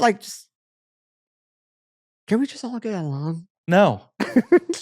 No, unfortunately, it's still wired into our stupid monkey brains that resources are finite and that we're all fighting over, that fucking finite resources. Therefore, no, we can't just get along because you might threaten my stuff. I just like for me, like, dude, did I hurt you somehow? No? Nah, fuck off. Well, you did hurt them though. They're jealous because you get to socialize and be in arm's reach of the object of their lust. Yeah. Especially, you've been in for a year and a half, 2 years, you're saying? Like, this is literally like year 2. Like, Right. this, I'm You've not been in even for full 2 2 years. You're not even in for full 2 years. There have been people watching this show longer than you've been in the industry. Yeah. And I'm sure there are some people who would be like, what the fuck? Why is that dude? Why does that dude get to yo? Oh, and the other thing is like, okay, so another thing is recently, so back in high school, I actually legitimately did photo classes. And I remember doing the film and developing all that shit. So jumping into this world now with photography and stuff like that from video games, whatever, jumping into photography now, I see so many guys like, oh yeah, I have this fucking $3,000, $4,000 camera now. I'm like, yeah, but you know how to use It's it? it's all on auto. Yeah. To be fair though, I do use auto every once in a while because it's just easier. Because to be fair, that is actually like the camera knows how to do its shit.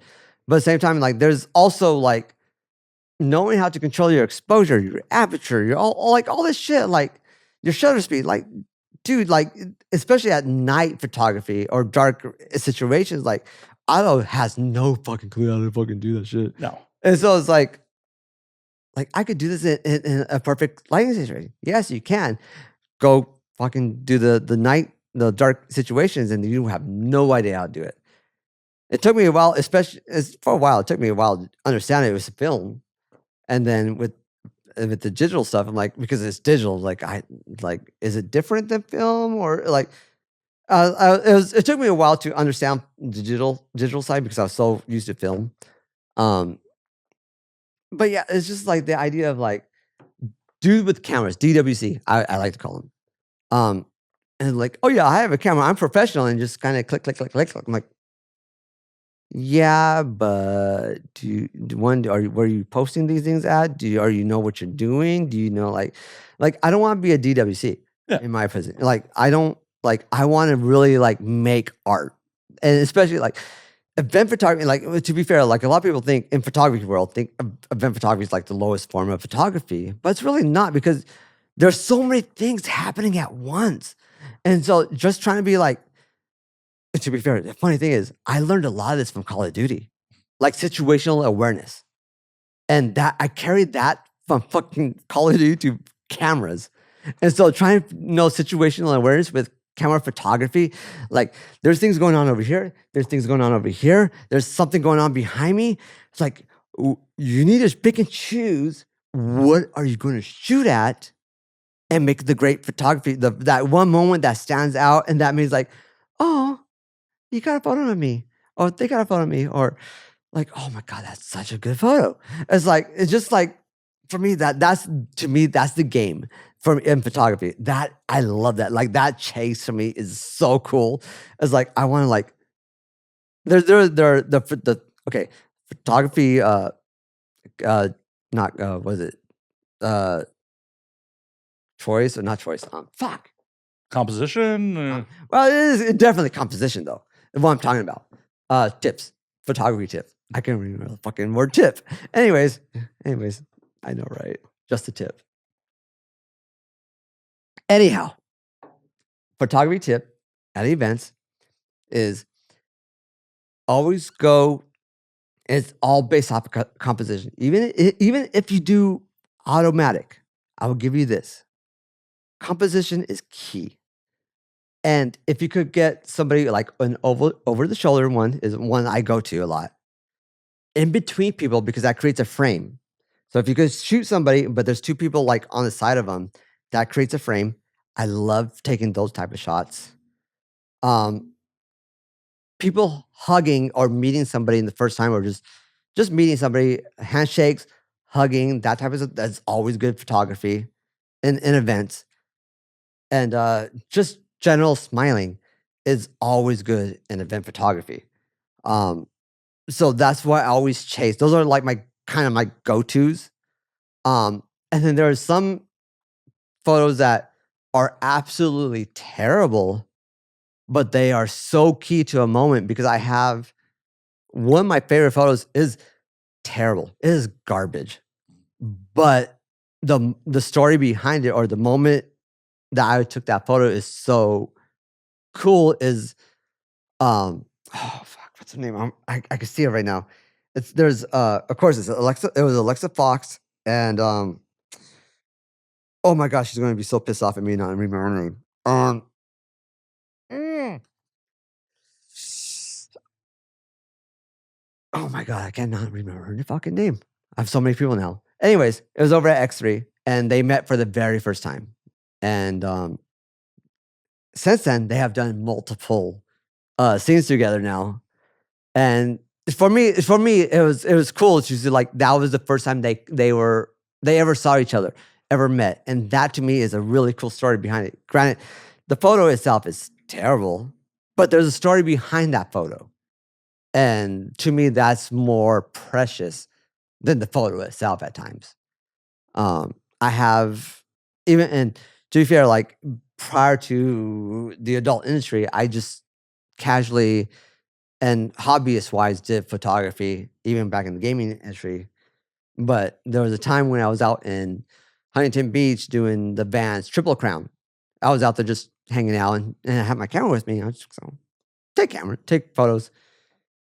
And then, oh, no. I had no camera with me. That was the funny part. So, okay, yeah. So I had no camera with me because I just went out there just to check shit out. And then Sage Erickson, who is an amazing surfer, happened to walk right past me. And I'm like, oh, I'll take a couple photos of her. Like literally like 2-3 feet in front of me. And then she walked over to underneath the pier and I kind of just followed her because I knew she was getting ready for her run. And she went right underneath the pier and she just straight up focused straight ahead. And I snapped a couple photos with, it wasn't this phone, but it was a Samsung phone. And I just hit the capture and just captured a few of them. And it was such a beautiful photo where you had the waves coming directly at her. And she just looking at it, fully focused. She held her board right in front of her over the piano. Anyways, she just stayed focused. And that was the photos I took. And then after that, she went out, did her run, and that was her winning run for me. And well, she won she won Triple Crown from that. But for me to capture that moment where she's like, "I'm doing this. I'm gonna get it," and just the waves just coming directly at her underneath the pier was so beautiful for me. And and even that, like when I showed that, I put it on my Instagram and shit like that. Her sponsors reached out to me like, "Hey, can we reshare this and use your photo?" I'm like, "Fuck yeah, do it." But to me, that there's a story behind that photo. And when you have a story behind a photo, it makes it just so much more precious, so much more awesome than anything else in the world. Nice. Nice. Sorry, that was a little too deep, with a lot of things, but that's where I come from with photography and how I see it transitioning to this world. Like I am How'd like you end up here anyways? Like, I don't know how you got in. in the insert in Yeah. the knowledge. Okay. So like I said, like Urban X was my first like big thing. Um and then also with my pops, I don't know if did I say this? I know I talked to you a little bit about it, but um we were in Vegas. For AVN 18, you were saying. Yeah, 2018 Vegas. I was we were just there with family stuff, and my pops and I decided to go hard rock one day, and like, hey, let's go check out things over there. And then when we get there, I'm like, what the fuck is going on over here? And comes to find out it was AVN, so there's that. And then took pictures here and there, and people shared it here and there. But it's like they weren't great photos. Because I was not looking for great photos. I'm like, oh, snap, snap, snap, snap, whatever. Like it's basically disposable camera BS type of deal. Right. Granted, I had an A6300 at the time, and also on time at that time, I was doing full on YouTube. Like I did vlogging for like 3 or 4 months, daily vlogging, because at that time everybody was chasing Casey Neistat shit. So I was like, oh yeah, I'll jump on that train and do. But to be fair, like it really helped me learn how to edit fast. Like I learned how to edit really quick. Um, so fast forward a couple of years later, um, I started doing car shows because that's where my world is. Like my uncles and like my mom has a 64 Impala. I have a 54 Bel Air. My uncles have all these 39 Chevys and shit like that. We're all lowriders. So I found out how to get media passes. And then I got a media pass for AVN. And so I went out there, did photos for that. And then funny thing is, I was not supposed to be at the AVN red carpet. Um, I thought I had access to it. So, kid you not, I thought I had access to AVN. Don't do this. Honestly. I thought I had access to AVN, but I did not. But I just happened to walk in there and they said, like, yeah, go for it. But I did not. I actually after I did it all, I found out I did not have access. So Whoops. yeah, it was really a whoops on my end because I No, that's a whoops on security's end. well, to be I'm like I said, it comes to respect 100%. Like I don't, but yeah, you're right. It came on it came on security, but same time it's like I was like, oh, I would have never been there if I known.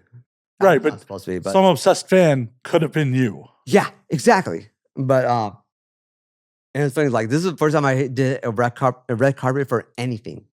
Like, and so it's like I did like these, and now like looking back at them and like they were terrible fucking photos, but they were like not mid shots, but they were also like not like full pose of the like they were just ugly. Like looking at them back later, like I have one scheduled later today that with Anna Claire, like I have. I mean, to be fair, she looks gorgeous, but at the same time, the photo looks terrible. Like, I'm sorry. But at the same time, it's like, I don't know. I might delete that photo actually. Now I'm thinking about it. I'm like, no, maybe not. Won't put that out.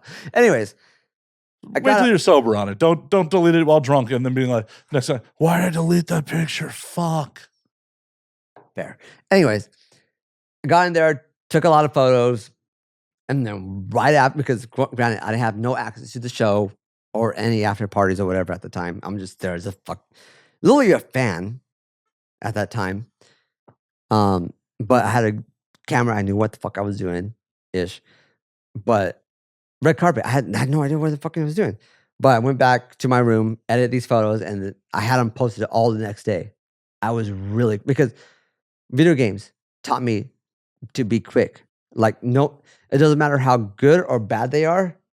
Quickness actually wins a lot of races, especially when it comes to social media. Yes and no. I agree and disagree. Like, depends if there are other people coming to market with the same stuff. Like in that red carpet situation, yes, being the first one out there is important. But if no one else took the fucking pictures, why rush it? That's something I learned later on. Ah, So, especially in this industry. So I bought the I worked really hard all through the night to get these photos out there because I'm like, you know what, these are at the time I thought, oh, these are great. Sorry, they weren't. Sorry. But anyways, I threw them out there the next day. I did and to be fair, I didn't have a website at this time either. It was all social media. So I'm just tossing them at like 1 by 1 or 4 by 4, like every 10, 15 minutes. Like here's the next set, here's the next one, here's the next one. And people were fucking sharing them. I was like, holy shit. Like, what the? And then not only just sharing them, but like these people I watched in the adult industry started following me. I'm like, wait, what? What the fuck? And so that's how I got my name known, was through the red carpet stuff. And then I did it again with X's Miami, was it? X3. No, X3. It was X3. Um, Granted, no, I did not do the red carpet for X3 though. But somebody by the name of Caitlin Brooks, who was also a talent at the time and now a very great friend of mine, she said she for some reason noticed me, and like she recognized the name of me as from AVN. She's like, I wanted to meet you, and yada yada, and she pushed me to do this stuff. And I actually I Caitlin, if you're listening to this, thank you. You really pushed me to jump the ship and actually go full on into this. And then ever since that, like every red carpet event, I was like, I need to get this shit out because that was it helped me so much in the first one. Why not do it a second time and third time, fourth time? And things like for me, it was not that big of a deal because, like I said, corporate world was like, especially corporate social, they're like, oh, this should be turned around like within 2 hours, right? I'm like, sure. And so for a full fucking like 100, 200, 300 photos, to me was like, oh yeah, I could turn this around like 5 hours, fully edit it. And you work faster on photo editing than I do, but I get anal about shit. So I think it's like I got better at it, and not like granted, the last one, what was it? Miami. Expos Miami was the last red carpet I did. I did something different a little bit, just how because some people were like, no, I want to say some people. My buddy Austin, over at Porn Crush, because to be fair, like over the years now, I work with Austin and Porn Crush. He loves my photos, and we've created a great rapport. And he pays me a lot. I'm still freelance, but I work with him a lot of times, and he loves my photos. So Austin, thank you. But yeah, there was one day he hit me up with a text like, "Hey, why is another photographer why is his things look a little bit more crisper than yours?" And I have a preset that I created that kind of like creates a more of a not a huge, like a vintage look, or not a vintage look, but it creates more of a softer look to the images. Granted, I already have a filter that creates that on its own, but I just kind of like accentuate that with this like filter that I have or preset that I have. But he was looking for a more of a crisper look to it. So it's kind of the last red carpet that I made it look a little bit more crisper. But my thing is like the filter that I use on camera, so it's all in camera. And then on top of that, I just kind of accentuate it just a tad bit more through post with my preset. Because I don't want to do a whole lot of editing per photo, especially with me. Like most of these people or fans or whatever, fanatics, as you put it, uh, they want to see a more glamour oh yeah, approach to it. So the way I have it preset it wise, it kind of it glamorizes that type of stuff. So I don't have to do that much like editing and shit like that. It's there. And so I completely forgot where I'm going with this conversation. Well, we were talking about how you got in. Oh, there you go. And oh my god, that was a completely fucking It happens here. It happens. Holy shit.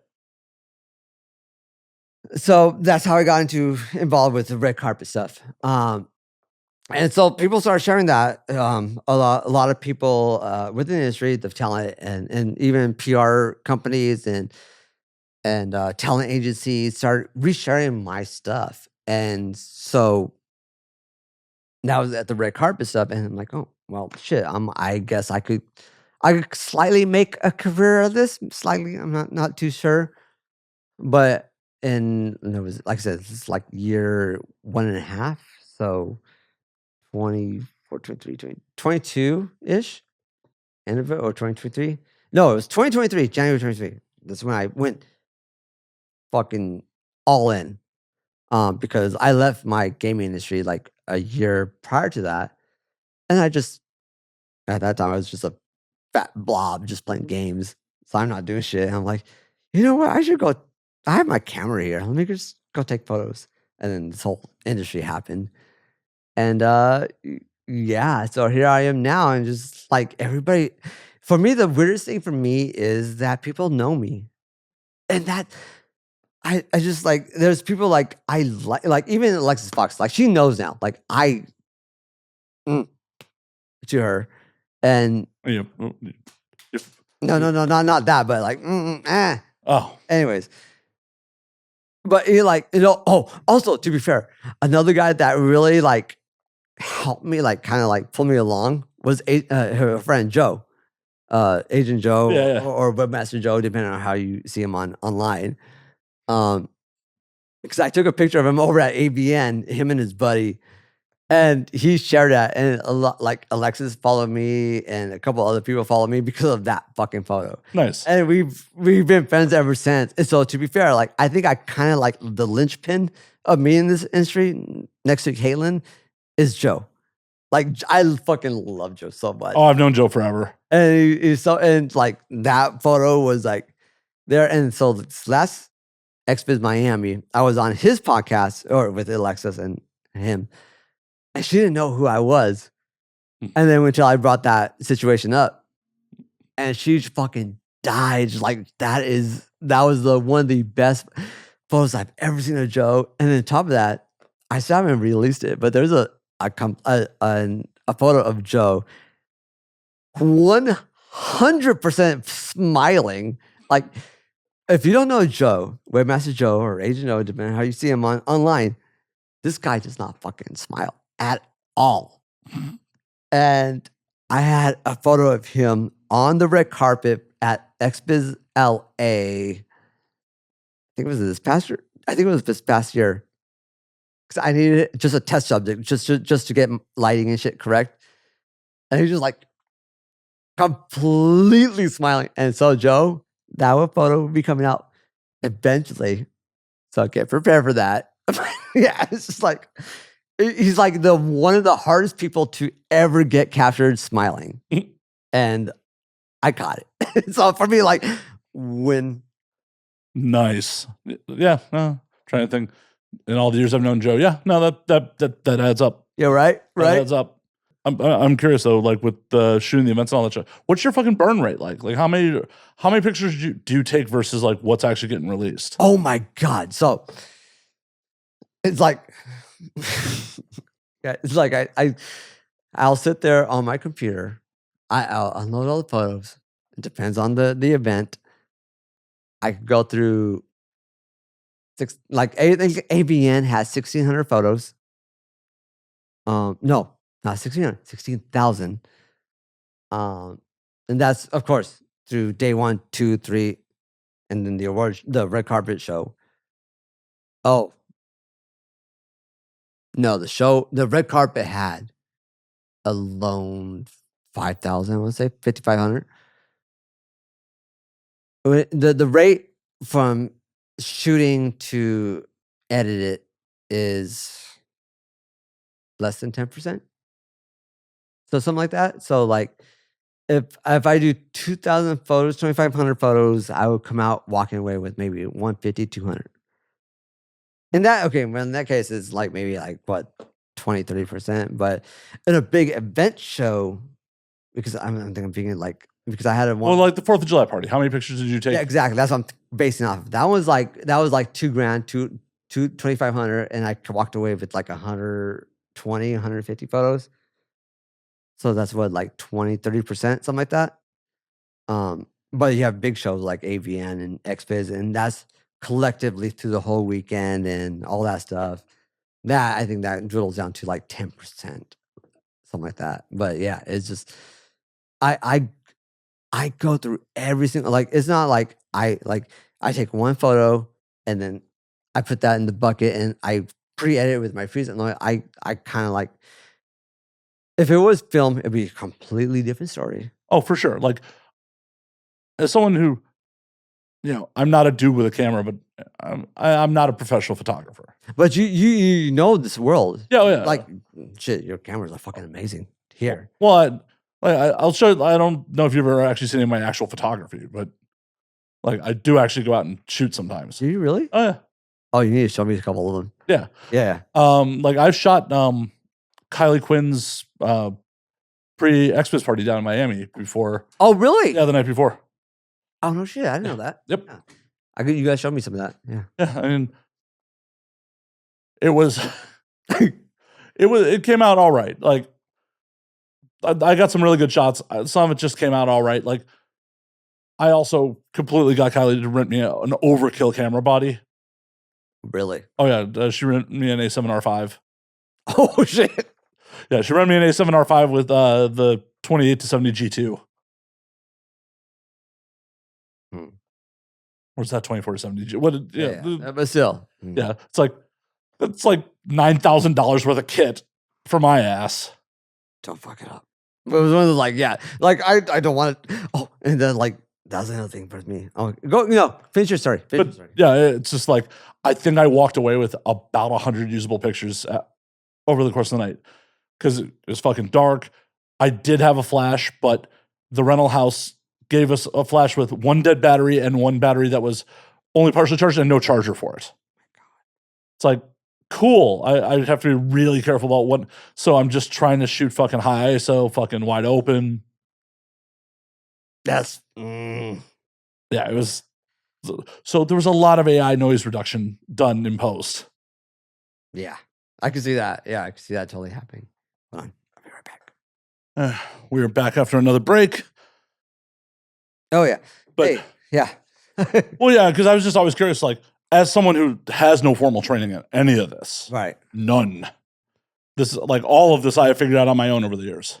And to be fair, it's actually more easier than ever to just learn on your own. Oh yeah, well, and it's one of those things where like I've said on the internet multiple times, like, holy fuck, I'm glad I didn't get into photography in the film days, because like so much trial and error and so much shit I have just like that's horrible, that's horrible, that's horrible, and the amount of money that would have been burned. Well, to be fair too, like back then it was still cheaper to like develop film or even make your own. And it's like nowadays it's just because it's an outdated like thing. It just creates so much more of an expense to like get the chemicals and stuff like that. And to be fair, I don't even do that anymore. But I'm really like on this edge of like I should just go get the chemicals. I have an area where I could create a dark room in my house. And it's like I should really just do this, just go back to film just for the hell of it. Well, I mean, you should do some limited release stuff on film. But I'm just saying, like, film versus digital. Like, if the shot's shit, I can just delete it. It frees up the space on the SD card and redo it. If the shot's shit in film, you don't find out until you've paid for development on it. You paid for the film.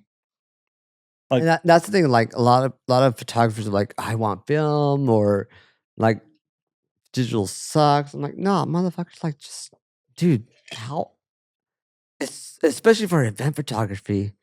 It's so cool that we now have the options to like fucking spam a fucking like a moment in time, and then we could just choose that moment in time. Like we're fucking photographers are now wizards more than ever.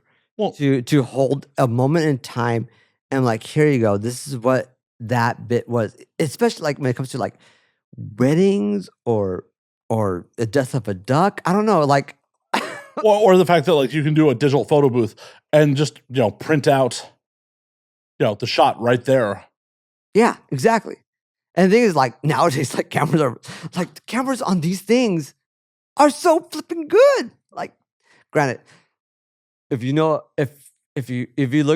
show a photographer a photo from this, they will fucking call you out. Like, they could easily tell that shit. So don't try to fake a photographer. Like, hey, I took this photo from a good. No, don't. They know. I mean, it depends on what you're showing them. If you're showing them on social media, they may not be able to tell. Oh, they could tell.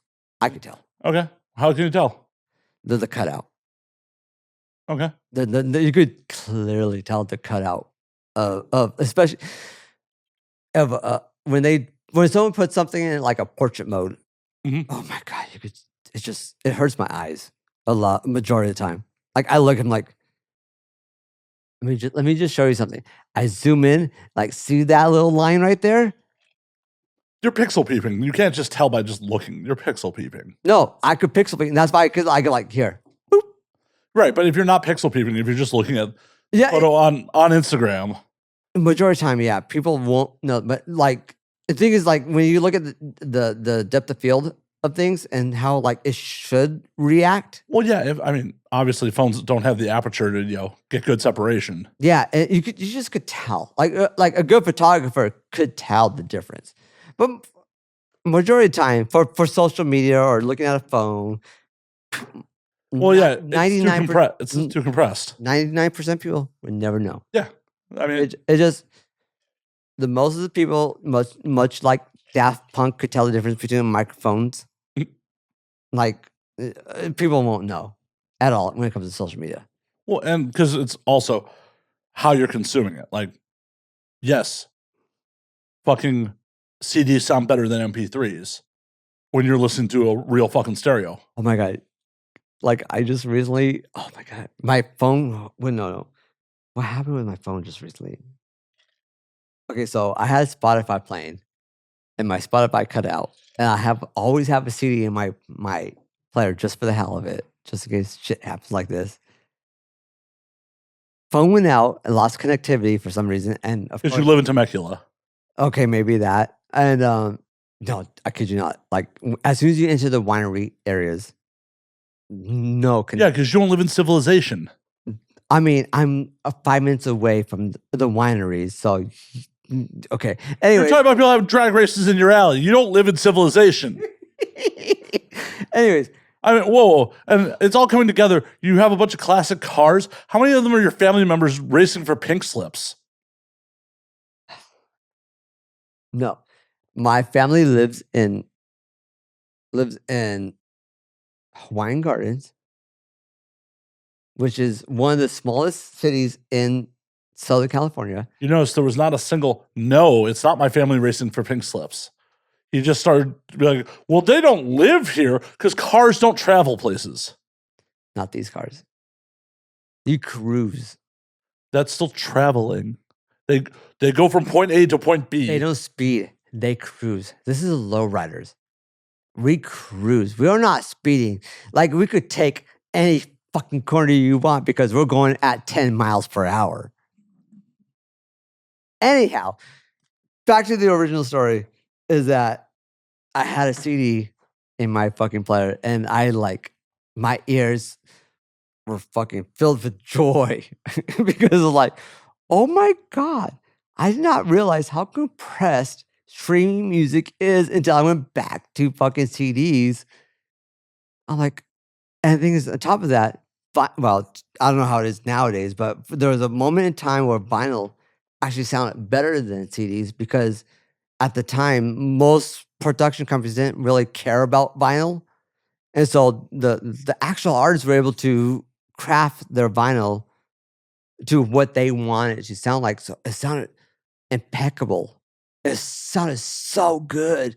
But nowadays, like now vinyl kind of made a comeback. So it's kind of like companies like these publishing companies kind of like, okay, yeah, we could company. It's just like the audio quality of music is just like up and down here and there, but definitely streaming is just so crap. I'm like, oh my God, like just give me back CDs. Yeah, you're giving up quality for convenience. And like that's why I was so enamored by your fucking like My physical media collection. your DVD collection or your Blu-ray collection you had down here. Like, oh my God, like I wish I could like I had the thing is like I wish I had physical room to do that. That's a problem. Like that's your like here's the streaming, you're giving up physical media because you don't have room for it versus the quality of the media and you have room for it. It's like where do you go from that? And like your physical media is fucking astounding. I'm like looking like to be fair, like the two TVs that really stuck out to me with Matt is one Roger Rabbit, and the second was Volume 3 of fucking Invader Zim. And just because of the fucking the holiday episode of Mini Moose was amazing, and then they actually referenced him in the Netflix video movie that they did. But he's like, oh yeah, Minnie Moose has been there the whole time, but Minnie Moose was only introduced in the Christmas episode, and he was never, ever referenced in the entire show. And that's the only one of the main reasons I love fucking Volume 3 of Invader Zim, besides the something about one of the kids saying something. I want to say it was something about Minnie Moose, and they just like grab her and then slide her underneath the bed, Yep. and then like and never discuss that again. Like, okay, that's great. I love that. So, Oh, Invader Zim's so good. if you never watched Invader Zim, please do yourself a favor and watch. There's only 3 seasons, so it's not that big of a watch. But also, Legend of Korra is also amazing. I'm sorry, I love cartoons. I love cartoons so much. Well, but the thing is, cartoons are also a medium of entertainment. It's not meant for kids. Well, it could be meant for kids, but it's just a form of media. And Legend of Korra, Avatar, Zim, and oh man, there's so many good cartoons. And the beautiful part about cartoons is like you can just do things that real life you can't recreate in cartoons. You could just whatever your mind can think of, you can do in cartoons. Yeah, you could do it in CGI in post these days, but as good as CGI has gotten, it's still not. You're still missing something from right. that. And it's like they can't. They got really close to replicating. And to be fair, like even Shrek, I think Shrek is like the closest you could get to that stuff.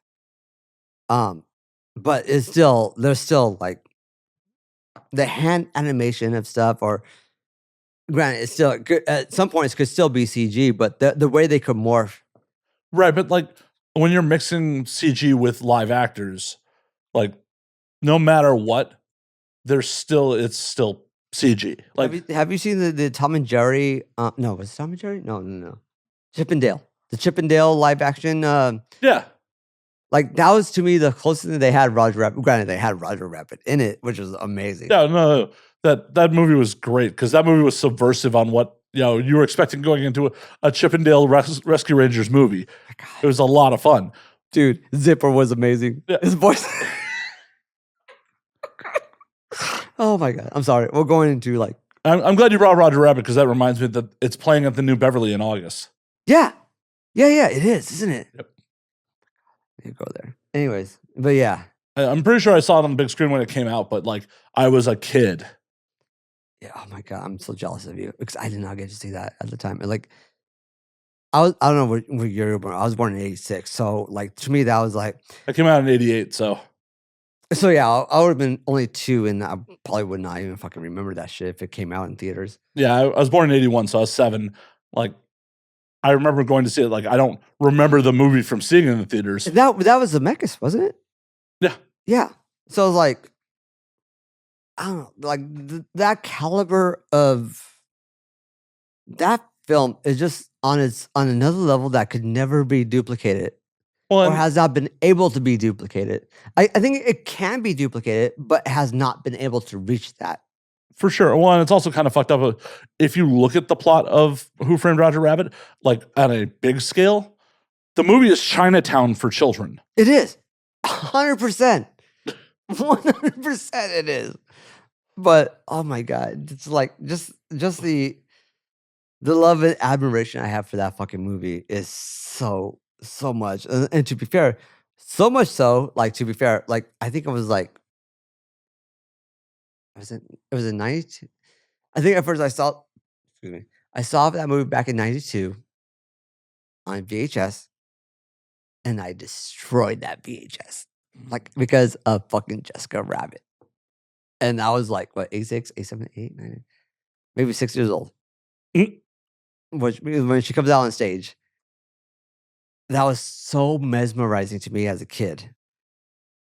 And granted, yeah, Jessica Rabbit, hot as fuck in general.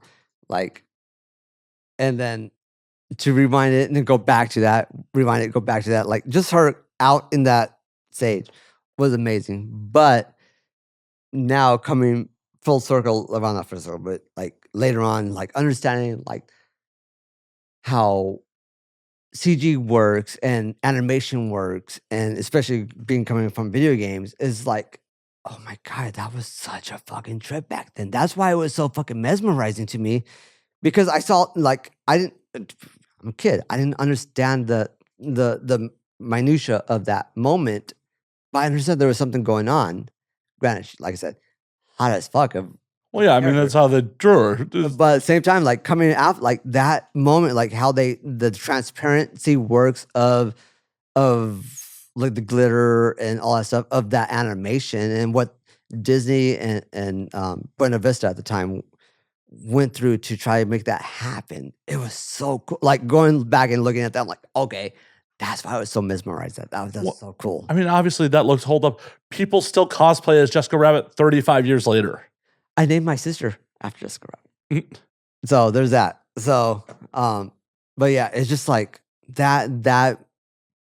I don't know. It was funny to me, like, to understand there was something there back when I was that young, and then to come to video games and understand how fucking hard that was back then, to see how mesmerizing that the end product was, and then to understand later on in life where how hard that was to create, is to me like, oh my god, that's why it was so cool to me. But yeah, Zim's great. Jay, well, on that note, we're gonna call last call on this motherfucker. No shit, really? Been doing this motherfucker for 2 hours. Oh my god, dude! Thank you so much for having me. Thank you so much for accepting my drunk tweet or DM a couple of weeks ago. And this alcohol's been great. Awesome. Before you get out here, tell them where they can find your things. Oh shit, yeah. Things can be found if you go directly to jaysplayhouse.com. That's JAYSPLAYHOSE.coms.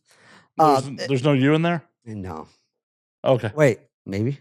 In the house, there's no U. HOUSE? Yeah. Oh. I mean, you got some good shit here. You got some good shit here. Plus, I've been day drinking all day with my pops.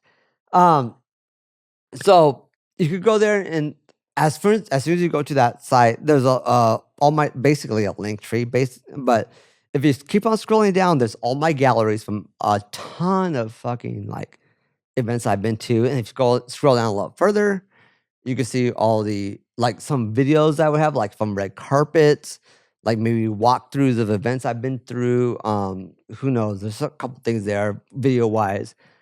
And then if you continue scrolling down, you see people that I've worked with. I have some profiles of talent that just like, yeah, let's do shit. And if you continue scrolling down, it's something that's really near and dear to my heart is like the like hotlines for like suicide prevention and like other things going on, like that's like, I know it's not cliche, but at the same time because it's just important to have that information around you. So yeah, that's all there. And if you ever see me, just fucking say hi, man. Like I'm not really like, I'm here. I'm just here to have fun and not fuck you. No.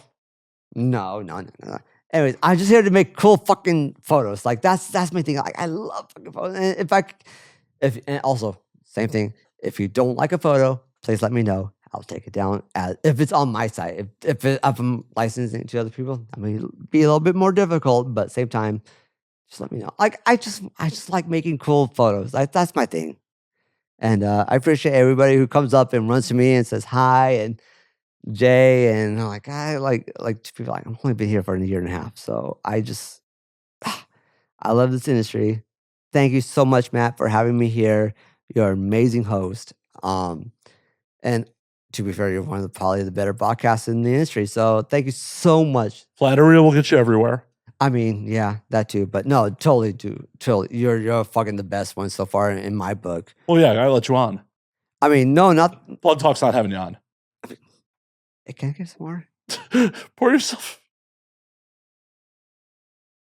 But until anyways, no, guys, thank you so much for watching. Enjoy Matt's amazing host, and if you've not subscribed to him already, please do so. Hit that like button. Like we said halfway through the fucking podcast earlier, but still hit subscribe, hit the like, hit the notification, subscribe on Spotify, Apple, and whatever these podcasts are at, because he is an amazing host. This is one of my favorite podcasts I have seen thus far, or not seen, listened thus far. But yeah, thank you so much, Matt. Appreciate it. My pleasure. Until next week, drink up, motherfuckers. I need more.